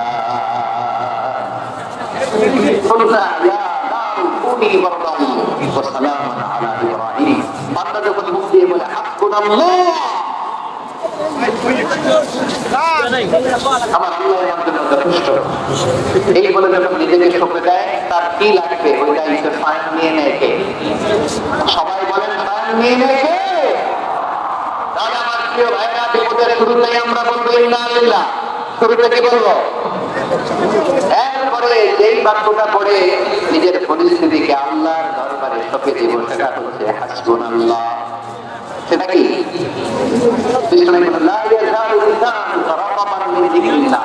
সবসময় আল্লাহ স্মরণ দিয়ে শিখিয়ে দিয়ে জিহ্বাটারে সিদ্ধ রাখো। শয়তান জাসিমুন আলা কলবি ইবনে আদম, শয়তান বনি আদমের কলবে খামচি মেরে বসে থাকে। ফাইদা আকারাল্লাহ খারাসা, মানুষ যখন আল্লাহ স্মরণ করে জিকির করে, শয়তান দৌড়ে পালায়। ওয়াইদা গাফালা ওয়াসওয়াসা, যখনই বনি আদম গাফিল হয়, তখন শয়তান তার হৃদয়ে ওয়াসওয়াসা দেয়। এজন্য বিপদে পড়লে ইন্নালিল্লাহ, নিজের সব গোপন করার পরে, নিজের রোল প্লে করার পরে নিজেকে আমরা কি বলে চোখে দিব? সবাই বলে, সবাই বলতে হবে, আর জোরে বলে, মনে থাকবে। বিপদে পড়লে প্রথমে ইন্নালিল্লাহ, এরপরে নিজেকে যখন চোখে দিব তখন হাসবুনাল্লাহ। এরপরে কঠিন বিপদ যখন বিষ্ণু বিপদ, তখন কি করছেন? এমন বিপদ মাঝে মাঝে মায়েরা দেয়ালে পিঠ থেকে যায়, চোখের মধ্যে অন্ধকার, কি করবো দিশা খুঁজে পাই না, এরকম হয় কখনো? হ্যাঁ আপনাদের হয় হয় না? তো জান্নাতে আছেন আপনারা, হয় হয় এরকম হয়েছে না যে দেয়ালে পিঠ থেকে চোখে মুখে অন্ধকার হয়ে যাবো, কি করবো, বাঁচানোর কেউ না, এরকম হয়েছে কখনো আপনাদের? যদি হয় তাইলে এটা সলিউশন বলবো, না হলে তো এগুলো করে লাগবে। হয় হয় হয় বিশ্বনবী এরকম কঠিন বিপদে পড়েছেন জীবনের কিছু কিছু মুহূর্তে, ওই মুহূর্তে বিশ্বনবী স্পেশাল দুইটা দোয়া করতেন। এই দোয়াগুলো আপনাদেরকে জানিয়ে দেয়। বিশ্বনবী বলেন, কঠিনতম বিপদে যখন পড়বা, দেয়ালে পিঠ থেকে যায়, চোখ মুখে অন্ধকার, বাঁচার কোনো উপায় নেই, তখন পড়বা লা ইলাহা ইল্লা আনতা সুবহানাকা ইন্নী কুনতু মিনাজ জালিমিন। আল্লাহ তুমি ছাড়া কোনো ইলাহ নাই, তুমি পবিত্র, নিশ্চয় আমি জালিমদের অন্তর্ভুক্ত। সুবহানাল্লাহ বলেন। এই দোয়া সাইয়েদনা ইউনূস আলাইহিস সালাম পড়েছিলেন যখন মাছের পেটে ছিলেন। কিসের পেটে? এবং অনেক মুফাসসিরিন ইকরাম বলেছেন, অনেক আহলুল ইলমরা বলেছেন এটা হচ্ছে ইসমে আযম। ইসমে আযম এমন দোয়া যেটা দিয়ে দোয়া করলে আল্লাহ দোয়া কবুল করে, কিন্তু এটা কোনটা এটা নিয়ে ইখতিলাফ আছে। কোন কোন আহলুল ইলম বলেন এই লা ইলাহা ইল্লা আনতা সুবহানাকা ইন্নী কুনতু মিনাজ জালিমিন, এটা হচ্ছে ইসমে আযম। সাইয়েদনা ইউনূস আলাইহিস সালাম পড়েছেন, আপনারা পড়েননি? সুবহান বলে পড়েন না? আমাদের এলাকায় তো এটা খুব, এটার উপর ব্যাপক আমল আছে। মোটেও খালি দিকে অবস্থা বলে পড়েন পড়েন পড়েন পড়েন। একটা গল্প শুনেছিলাম, পাক হানাদার বাহিনী যখন বাংলাদেশে অ্যাটাক করতো, ৭১ সালের ঘটনা বলতেছে, আমরা তো দেখি নাই, শুনছি আর কি। ৭১ যদি দেখতাম এতদিনের এলাকা হয়ে যেতাম। আল্লাহ আমাদেরকে বাঁচায় দিতে, আল্লাহ মেহেরবানি, ঠিক কিনা বলেন? মন মতো হইলে মুক্তিযোদ্ধা, মন মতো না হইলে রাজা। কত কিছু দেখলাম এই শাহবাগের বুকে। আল্লাহ ৭১ সালে দেখি নাই, আমরা শুনেছি পাক হানাদার বাহিনী জিজ্ঞেস করতো মুসলিম না অমুসলিম চেক করার জন্য, বলতো কালেমা বল, কালেমা বাতাও। তো যারা কালেমা বলতে পারতো পাকিস্তানি বাহিনী নাকি ওদেরকে ছেড়ে দিতে শুনেছি। তো একজনকে এক বাঙালি পেয়ে তার মাথার মধ্যে বন্দুকের নল ধরে বলতেছে কালেমা বল, কালেমা বাতা, কালেমা বল। তো ভয়ের চলে এই দোয়া করা শুরু করছে। ও পড়তেছে লা ইলাহা ইল্লা আনতা সুবহানাকা ইন্নী কুনতু মিনাজ জালিমিন। পাকিস্তানি বলে সালিম ये तो मुसीबत का कलमा है। বাঙালি কয় हम तो भी मुसीबत में है। পাকিস্তানি বলে বেটা কোন দোয়া বললে এটা তো মুসিবতের কালেমা, আমি তো মুসিবতে আছি। আমার মাথার মধ্যে বন্দুক ধরে তুমি আমার কালেমা জিজ্ঞেস করো, এখন কোনটা কালিমা কোনটা কি, তো আমার হুঁশ আছে নাকি? প্রিয় ভাইরা, আসলে এটা দোয়াতুল মুসিবা, বিপদে পড়লে দোয়া করতে হয়। লা ইলাহা ইল্লা আনতা সুবহানাকা ইন্নী কুনতু মিনাজ জালিমিন, এটা পড়বে না তারা? এই দোয়া পড়ে সাইয়েদনা ইউনূস আলাইহিস সালাম মাছের পেট থেকে রক্ষা পেয়েছিলেন। রক্ষা করেছিল কে? তুমি ইউনূস নবীরে যখন খাইলো মাছেতে গিলিয়া, ফেরেশতা পাঠাইয়া দিলে ইসমে আযম দিয়া, প্রাণে ছিল যাহার ভয় সেথা পাইল আশ্রয়, প্রাণে ছিল যাহার ভয় সেথা পাইল আশ্রয়, মাছের পেট হতে সে যে পেল পরিত্রাণ। আল্লাহু আল্লাহু তুমি জানলে জানালু, শেষ করা তো যায় না গে তোমার গুণগান। আল্লাহু আল্লাহু সুবহানাল্লাহ পড়ে লা ইলাহা ইল্লা আনতা সুবহানাকা ইন্নী কুনতু মিনাজ জালিমিন। বিশ্বনবী বললেন দেয়ালে পিঠ থেকে গেলে, চোখে মুখে অন্ধকার, বাঁচার কোনো উপায় নাই, তখন এই দোয়াটা করতে হবে। এই দোয়া পড়ে আল্লাহর কাছে ফরিয়াদ করলে বিপদ মুক্ত করবেন কে? কেন এই দোয়াটা আল্লাহর কাছে বড্ড প্রিয় জানেন আমার ভাইয়েরা? কারণ এই দোয়ার মধ্যে 3টা জিনিস আছে।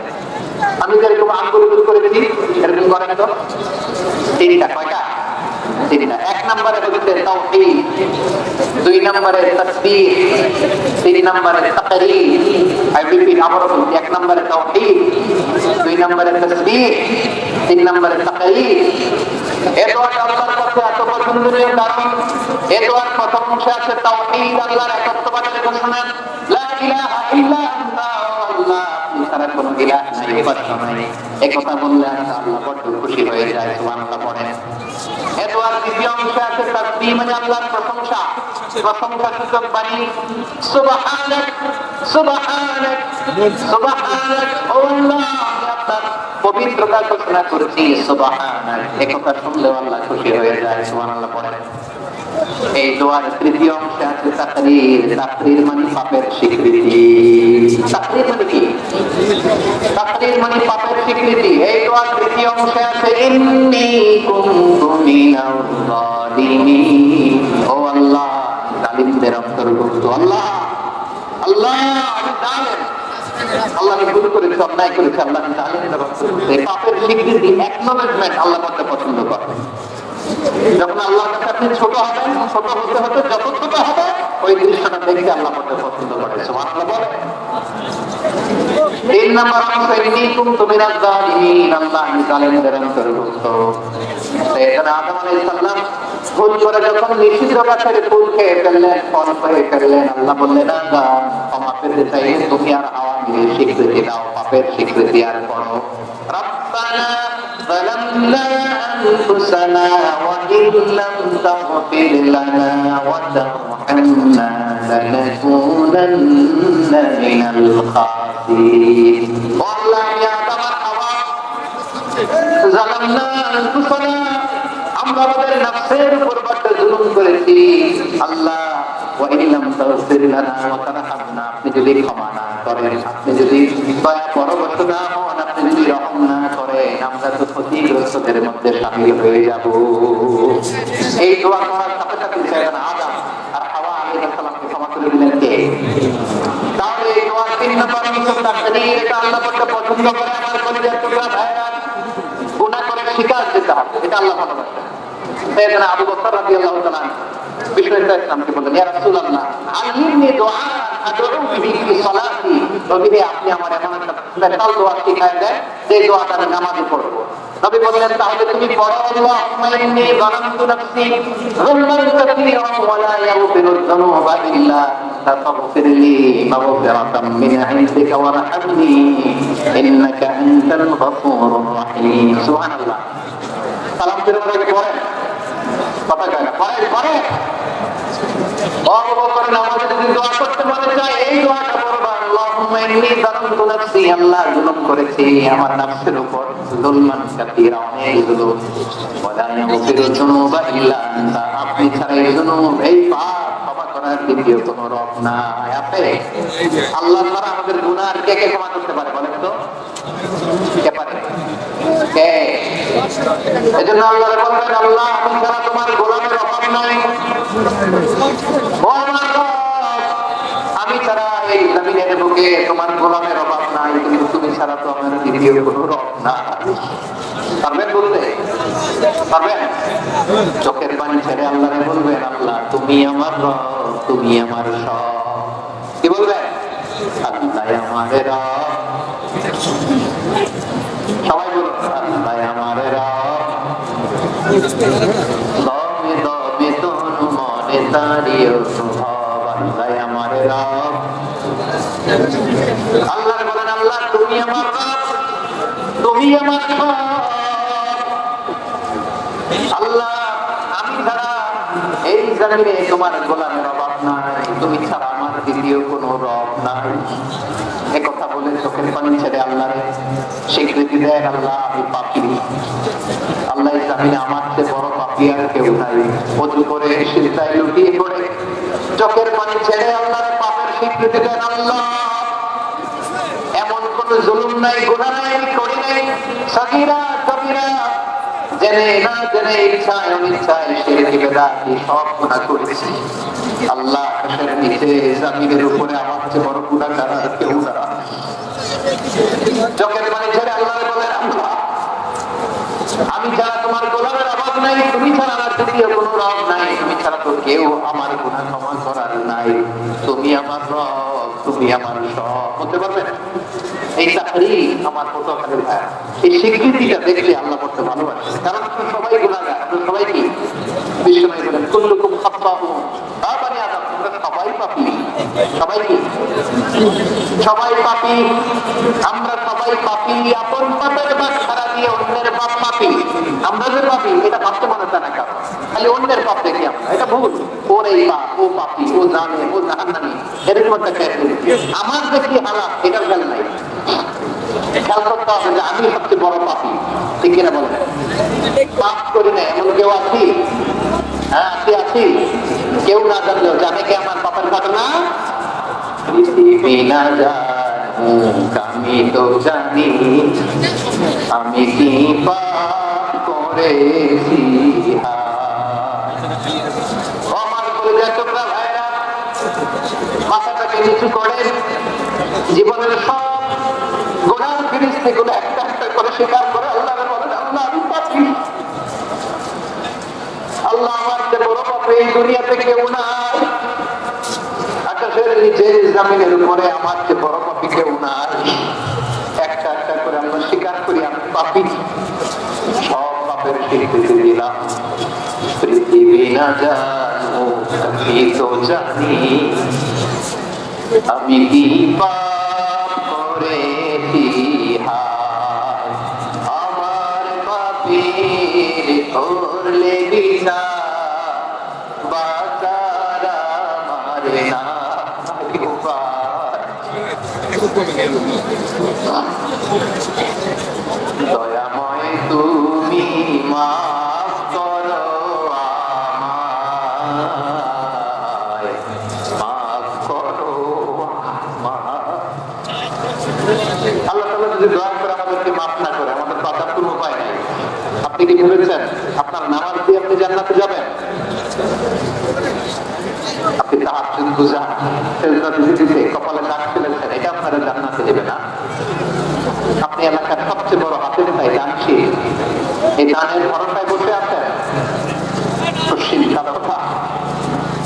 আমাদের নামাজ, আমাদের রোজা, আমাদের ইবাদত, এগুলো তো মিজানের পাল্লায় উঠালে কোনো ওজনই হবে না। তবে আমাদের একটা কৌশল জানা, আমরা আল্লাহ রহমতের ভিখারি।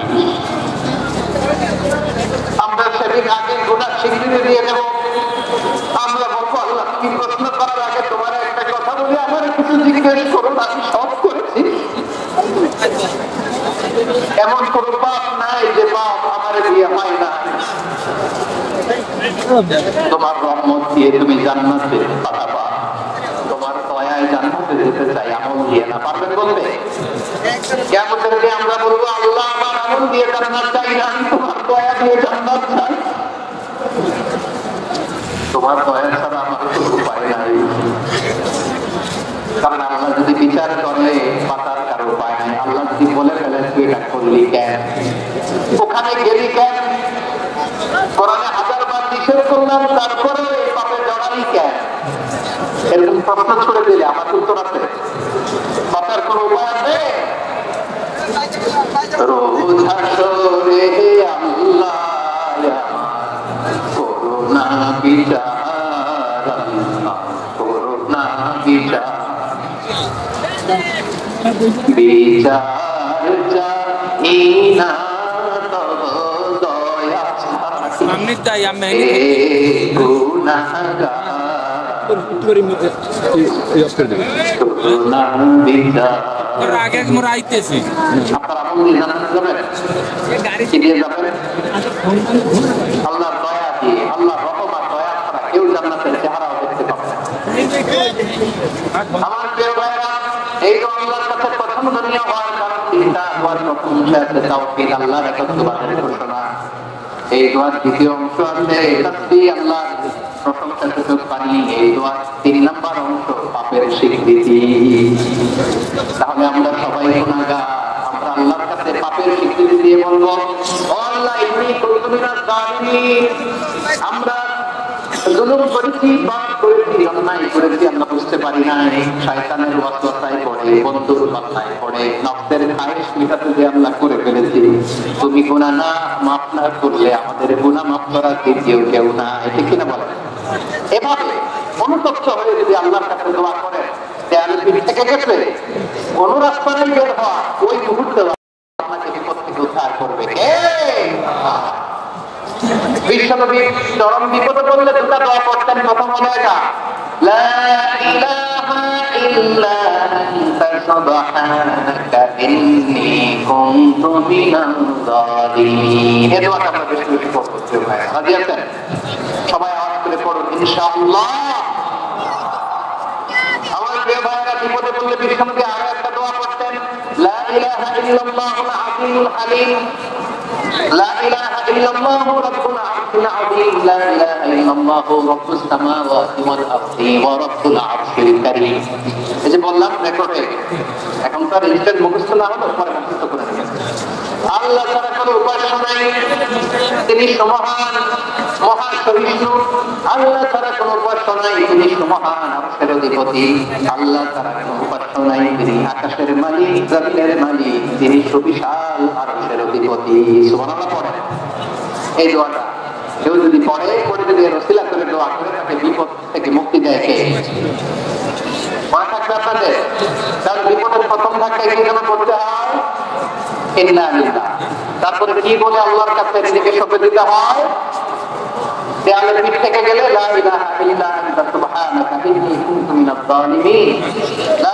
দুই নম্বর হচ্ছে লা ইলাহা ইল্লাল্লাহুল আযীমুল হালিম লা ইলাহা ইল্লাল্লাহু রাব্বুল আরশিল আযীম লা ইলাহা ইল্লাল্লাহু রাব্বুস সামাওয়াতি ওয়াল আরদি ওয়া রাব্বুল আরশিল কারীম মনে থাকবে ইনশাআল্লাহ মনে সবাই আওয়াজ করে সবাই ইনশাআল্লাহ অনেক সময় এমন হয় হঠাৎ বিপদের সম্মুখীন হই আমরা রেডি হয়ে বের হয়ে গেলে অফিসে হঠাৎ অ্যাক্সিডেন্টে পড়ে যায় হঠাৎ পেটের ব্যথায় অটকা এরকম হয় না আপনাদের হয় না আকস্মিক দুর্ঘটনার বিপদ থেকে যদি কেউ বাঁচতে চায় সকাল সন্ধ্যার জন্য প্রত্যেকে এই দোয়াটা পড়ে সকালে যদি 3 বার পড়ে সন্ধ্যা পর্যন্ত হঠাৎ বিপদ থেকে সে রক্ষা পাবে to be protected from sudden calamity sudden disaster sudden calamity হঠাৎ বিপদ হঠাৎ ভয়ঙ্কর আকস্মিক বিপদ থেকে আল্লাহ বাঁচায় সকালে বললে সন্ধ্যা পর্যন্ত প্রোটেক্টেড সন্ধ্যাবেলা যদি 3 বার করে সকাল পর্যন্ত প্রোটেক্টেড সুবহানাল্লাহ পড়ে দোয়াটা কি দোয়াটা হচ্ছে বিসমিল্লাহিল্লাযী লা ইয়াদুররু মা ইসমিহি শাইউন ফিল আরদি ওয়ালা ফিস সামাই ওয়া হুয়াস সামিউল আলীম ছোট মুখস্থ করতে বিসমিল্লাহিল্লাযী লা ইয়াদুররু মা ইসমিহি শাইউন ফিল আরদি ওয়ালা ফিস সামা ওই আল্লাহর নাম নিয়েছি যে আল্লাহর নামের বরকতে আকাশ জমিনের কোনো কিছু কারোর কোনো ক্ষতি সাধন করতে পারে না তিনি সর্বশ্রোতা সর্বজ্ঞ সুবহানাল্লাহ পড়েন পড়বেন এই দোয়াটা বিসমিল্লাহিল্লাযী লা ইয়াদুররু মা ইসমিহি শাইউন ফিল আরদি ওয়ালা ফিস সামাই ওয়া হুয়াস সামিউল আলীম ফজরের পরে 3 বার মাগরিবের পরে 3 বার যদি কেউ পড়ে প্রোটেক্টেড যে কোনো হঠাৎ বিপদ থেকে প্রোটেক্টেড হয় কে ওই আল্লাহর নাম নিয়েছি যে আল্লাহর নামের ওসিলায় আকাশ জমিনের কোনো কিছু কোনো ক্ষতি করতে পারে না সুবহানাল্লাহ পড়েন আচ্ছা এবার আমাদের জীবনে দুশ্চিন্তা আছে না নাই বলেন tension hyper tension anxiety depression চিন্তা টেনশন নাই এরকম কে কে আছে দেখি আসলে ওই যে আসলে আল্লাহর ওই যে টেনশন নাই তোমার ও না করতে চলছে জোকের চোটে জোকের খাওয়া সবার জীবনে টেনশন আছে না নাই এই দুশ্চিন্তা পেরেশানি মারাত্মক পেরেশানি থেকে মুক্তি পাওয়ার জন্য বিষ্ণু ইসলাম দুটো দোয়া পড়ছেন কয়টা অনেকগুলো পড়ছেন স্পেশাল দুটো দোয়া আজকে আপনাদের শেখায় যাবে শুনবেন না কষ্ট হচ্ছে সংক্ষিপ্ত মোনাজাত দিয়ে দিই ওরে আল্লাহ আমি তো 9:30 ক্রস করে ফেলেছি নষ্ট হয়ে আর কয়েক মিনিট ঠিক আছে পেরেশানিতে বললে টেনশনে বললে এই দোয়াটা প্রিয় ভাইরা যখন খুব বিপদে পড়তেন দুশ্চিন্তা ওনাকে ঘিরে ধরতো উনি করতেন ইয়া কাইয়্যুম বিরহমাতিকা আস্তাগীথ ইয়া কাইয়্যুম বিরহমাতিকা আস্তাগীথ ইয়া কাইয়্যুম হে শাশ্বত অবিনশ্বর হে চিরঞ্জীব বিরহমাতিকা আস্তাগীথ তোমার রহমতের উসিলায় তোমার কাছে ফরিয়াদ করি এটা পড়তেন আবার আরেক বর্ণনায় এসেছে ইয়া কাইয়্যুম বিরহমাতিকা আস্তাগীথ আসলিহ লি শা'নি কুল্লাহু ওয়া লা তাকিলনি ইলা নাফসি তারফাতা আইন আসলিহ লি শা'নি কুল্লাহু আল্লাহ আমার সব কিছু আপনি সেটেল করে দেন আমাদের সব ঝামেলা সেটেল করে দিতে পারে কে আমরা তো সেটেলমেন্টের জন্য এসপি সাহেবের কাছে যাই, ডিসি সাহেবের কাছে যাই, অমুক ভাইয়ের কাছে যাই, তমুক ভাইয়ের কাছে যাই। এই দোয়া করলে মানুষের উপর থেকে আপনার ম্যাটার সেটেল করে দিবে কে? তাহলে বলবেন ইয়া হাইয়ু, এ চিরঞ্জীব। হাইয়ু মানে চিরঞ্জীব, যিনি চিরকাল বেঁচে থাকবেন, মরবেন না। আল্লাহ মরবেন? তার কোনো লয় আছে? ভয় আছে? সূরা রহমান আল্লাহ বলেন কুল্লু মান আলাইহা ফানি ওয়া ইয়াবকা ওয়াজহু রাব্বিকা যুল জালালি ওয়াল ইকরাম ফাবিআইয়ি আলা'i রাব্বিকুমা তুকাযযিবান। জমিনে যা আছে সব ভ্যানিশ হয়ে যাবে, নিশ্চিহ্ন হয়ে যাবে, শেষ হয়ে যাবে, সব বিলুপ্ত হয়ে যাবে। একজন তারা ধরে বলেন তিনি কে? ইয়া হাইয়ু। আমার সাথে আওয়াজ করে বলেন ইয়া হাইয়ু, ইয়া হাইয়ু, ইয়া হাইয়ু, ইয়া হাইয়ু বিরহমাতিকা আস্তাগীথ আসলিহ লি শা'নি কুল্লাহ ওয়ালা তাকিলনি ইলা নাফসি তারফাতা আইন। এভাবে দোয়া করলে আপনাকে বিপদ মুক্ত করবে কে? এই দোয়াটা কেন পছন্দ আল্লাহর কাছে? কারণ এখানে আল্লাহর দুইটা সুন্দর নাম আছে, গুণবাচক নাম, আল হাই, আল কাইয়্যুম, এই দুটো নাম আছে এখানে। আবার এই দুইটা আয়াতুল কুরসির অংশ। আয়াতুল কুরসি শুরু তো এটা আপনারা নাই, হ্যাঁ আপনারা নাই। 3 নাম্বার কারণ এটা ইসমে আযম। কোন দোয়াটা ইসমে আযম? যে দোয়া ওসিলায় দোয়া করলে আল্লাহ দোয়া ফেরায় না। অনেকগুলো দোয়া আছে, সবচেয়ে ভ্যালিড দোয়া হচ্ছে এটা, ইয়া হাইয়্যু ইয়া কাইয়্যুম। এর ওসিলা দিয়ে দোয়া করলে দোয়া কবুল করে কে? 2 নম্বরে বিশ্বনবী মারাত্মক বিপদে পড়লে আরেকটা দোয়া করতেন, আল্লাহুম্মা ইন্নী আবদু। আগে দোয়াটা পড়ি শুনেন, আল্লাহুম্মা ইন্নী আবদু ওয়া ইবনু আবদি ওয়া ইবনু আমাতি নাসিয়াতি বিয়াদি মাদিন ফিয়া হুকমুক আদলুন ফিয়া কাদাউ আসআলুকা বিকুল্লি ইসমিন হুয়া লাক ওয়া দুয়ুদ। নবী গো, ঋণের বোঝায় এমন টেনশনে আছি, ঘরে থাকতে পারলাম না, মসজিদে চলে আসছি। বিশ্বনবী বলেন, আমি কি তোমার এমন একটা দোয়া শিখাবো যেটা বললে আল্লাহ তাআলা তোমার ঋণের বোঝা হালকা করে দিবেন? আবু উমামা বললেন, ইয়া রাসূলুল্লাহ, অবশ্যই শিখাবেন। বিশ্বনবী বললেন, তাহলে তুমি পড়বা, আল্লাহুম্মা ইন্নী আউযু বিকা মিনাল হামমি ওয়াল হাযান ওয়া আউযু বিকা মিনাল জুবনি ওয়াল বুখল ওয়া আউযু বিকা মিন গালাবাতিদ দাইনি ওয়া কাহরির রিজাল। ও আল্লাহ, তোমার কাছ থেকে দুশ্চিন্তা থেকে পানাহ চাই, কৃপণতা, ভীরুতা, অলসতা, কার্পণ্যতা, এসব কিছু থেকে, মানুষের কঠোরতা, আমার উপর মানুষের আধিপত্য এবং ঋণের বোঝা থেকে পানাহ চাই। এই দোয়াটা যখন বিশ্বনবী শিখাই দিলেন, আবু উমামা বারবার এই দোয়া করে, আল্লাহুম্মা ইন্নী আউযু বিকা মিনাল হামমি ওয়াল হাযান ওয়া আউযু বিকা মিনাল আজজি ওয়াল কাসাল ওয়া আউযু বিকা মিনাল জুবনি ওয়াল বুখল ওয়া আউযু বিকা মিন গালাবাতিদ দাইনি ওয়া কাহরির রিজাল। আবু উমামা বলেন, এই দোয়া আমি করতে লাগলাম। কিছুদিন পরে দেখা গেল বিশ্বনবীর শেখানো এই দোয়ার বদৌলতে আল্লাহ তাআলা আমার সব ঋণ পরিশোধের ব্যবস্থা করে দিয়েছেন। করবেন করবেন আমার প্রিয় পটুয়াখালীর ভাইরা, বিশ্বনবীর জামাতা সাইয়্যিদনা আলী রাদিয়াল্লাহু তাআলা আনহুর কাছে এক লোক এসে বলে, হে আলী, ঋণের বোঝায় আমি জর্জরিত, আমার কিছু অর্থ দিয়ে সাহায্য করুন। সাইয়্যিদনা আলী রাদিয়াল্লাহু তাআলা আনহু বললেন, আমি কি তোমার এমন একটা দোয়া শিখাবো যেটা বিশ্বনবী আমাদের শিখিয়েছেন? এই দোয়া যদি তুমি পড়ো, লাউ কানা আলাইকা মিথলু জাবালিন কাবীরিন দাইয়ান আল্লাহু আনকা, পাহাড় পরিমাণ যদি ঋণের বোঝা হয়, আল্লাহ এটা পরিশোধের ব্যবস্থা করে দেবে। ছোট্ট একটা দোয়া বিশ্বনবী শিখালেন, বললেন, তুমি পড়বা, আল্লাহুম্মা কফিনি বিহালালিকা আন হারামিকা ওয়া আগনি বিফাদলিকা আম্মান সিওয়াক। বুঝতে পারছেন? হ্যাঁ, আল্লাহুম্মা কফিনি বিহালালিকা আন হারামি। আল্লাহ, তোমার হালাল দিয়ে আমাকে পরিতুষ্ট করো, হারাম থেকে বাঁচিয়ে রাখো, আর তোমার অনুগ্রহে মানুষের মুখাপেক্ষী যেন আমি না হই, আমি যেন সবসময় তোমার মুখাপেক্ষী হয়, ওই তৌফিক দিও। সুবহানাল্লাহ। এই দোয়া বেশি বেশি বললে ঋণের বোঝা হালকা করে দিবে কে? তাহলে প্রিয় ভাইরা, বিপদে পড়লেই প্রথমে কি করবেন? পটুয়াখালী হইলা গেছে, বিপদে পড়লেই প্রথমে কি বলে দিই, আল্লাহর কাছে সবে দিতে হয়। চরম বিপদে দেওয়ালে থেকে গেছে, তখন লা ইলাহা ইল্লা আনতা সুবহানাকা ইন্নী কুনতু মিনাজ জালিমিন। এরপরে লা ইলাহা ইল্লাল্লাহুল আযীমুল হালিম। এই দোয়া আকস্মিক বিপদ, হঠাৎ যেন কোনো বিপদ আমাকে পেয়ে না বসে, এটার জন্য বিসমিল্লাহিল্লাযী লা ইয়াদুররু মা ইসমিহি শাইউন ফিল আরদি ওয়ালা ফিস সামাই ওয়া হুয়া আস-সামিউল আলীম। সকালে 3 বার, রাতে 3 বার। আর মারাত্মক ক্যান্সার, হাইপারটেনশন, অ্যাংজাইটি, ডিপ্রেশন থেকে বাঁচার জন্য 2 দোয়া, ইয়া হাইয়ু ইয়া কাইয়ুম, ইয়া হাইয়ু ইয়া কাইয়ুম। মনে রাখবে, আল্লাহুম্মা ইন্নী আবদুক, এই দোয়া। দিন থেকে বাঁচার জন্য 2 দোয়া, আল্লাহুম্মা ইন্নী আবদুক। আর আমার 2 পাশে আমার 2জন প্রিয় মানুষ, আপনাদের এই এলাকার গণমানুষের নেতা, মাটিও মানুষের নেতা, তারুণ্যের আইকন আমার প্রিয় মাসুদ ভাই, পাশে আছেন আমাদের আলতাফ হোসেন চৌধুরী সাহেব। এই দুজনই আমার খুবই প্রিয় মানুষ। ওনারা অত্যন্ত বিচক্ষণতার সাথে এই দেশকে, জাতিকে ওনারা সার্ভ করেছেন, করবেন। আমরা আমাদের জন্য দোয়া করি, আগামী পথ চলার জন্য আমাদের সুন্দর হয়, আমরা বলি আমিন।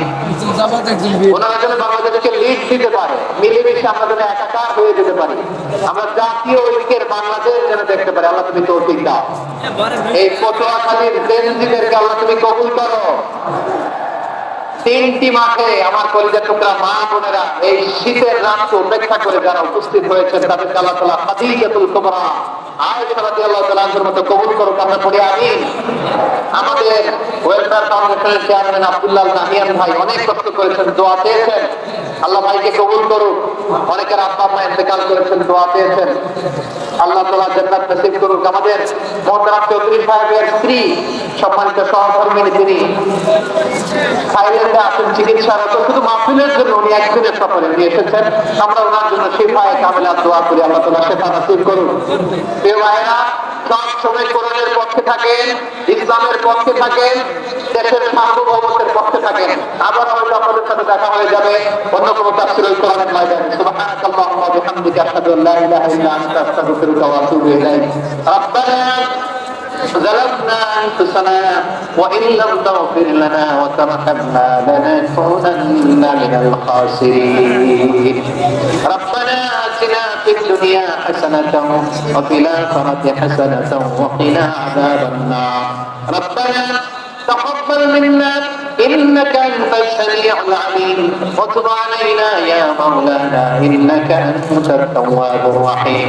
سبحان ربك رب العزة عما يصفون وسلام على المرسلين والحمد لله رب العالمين. واجعل آخر كلامنا عند الموت لا إله إلا الله محمد رسول الله صلى الله عليه وسلم.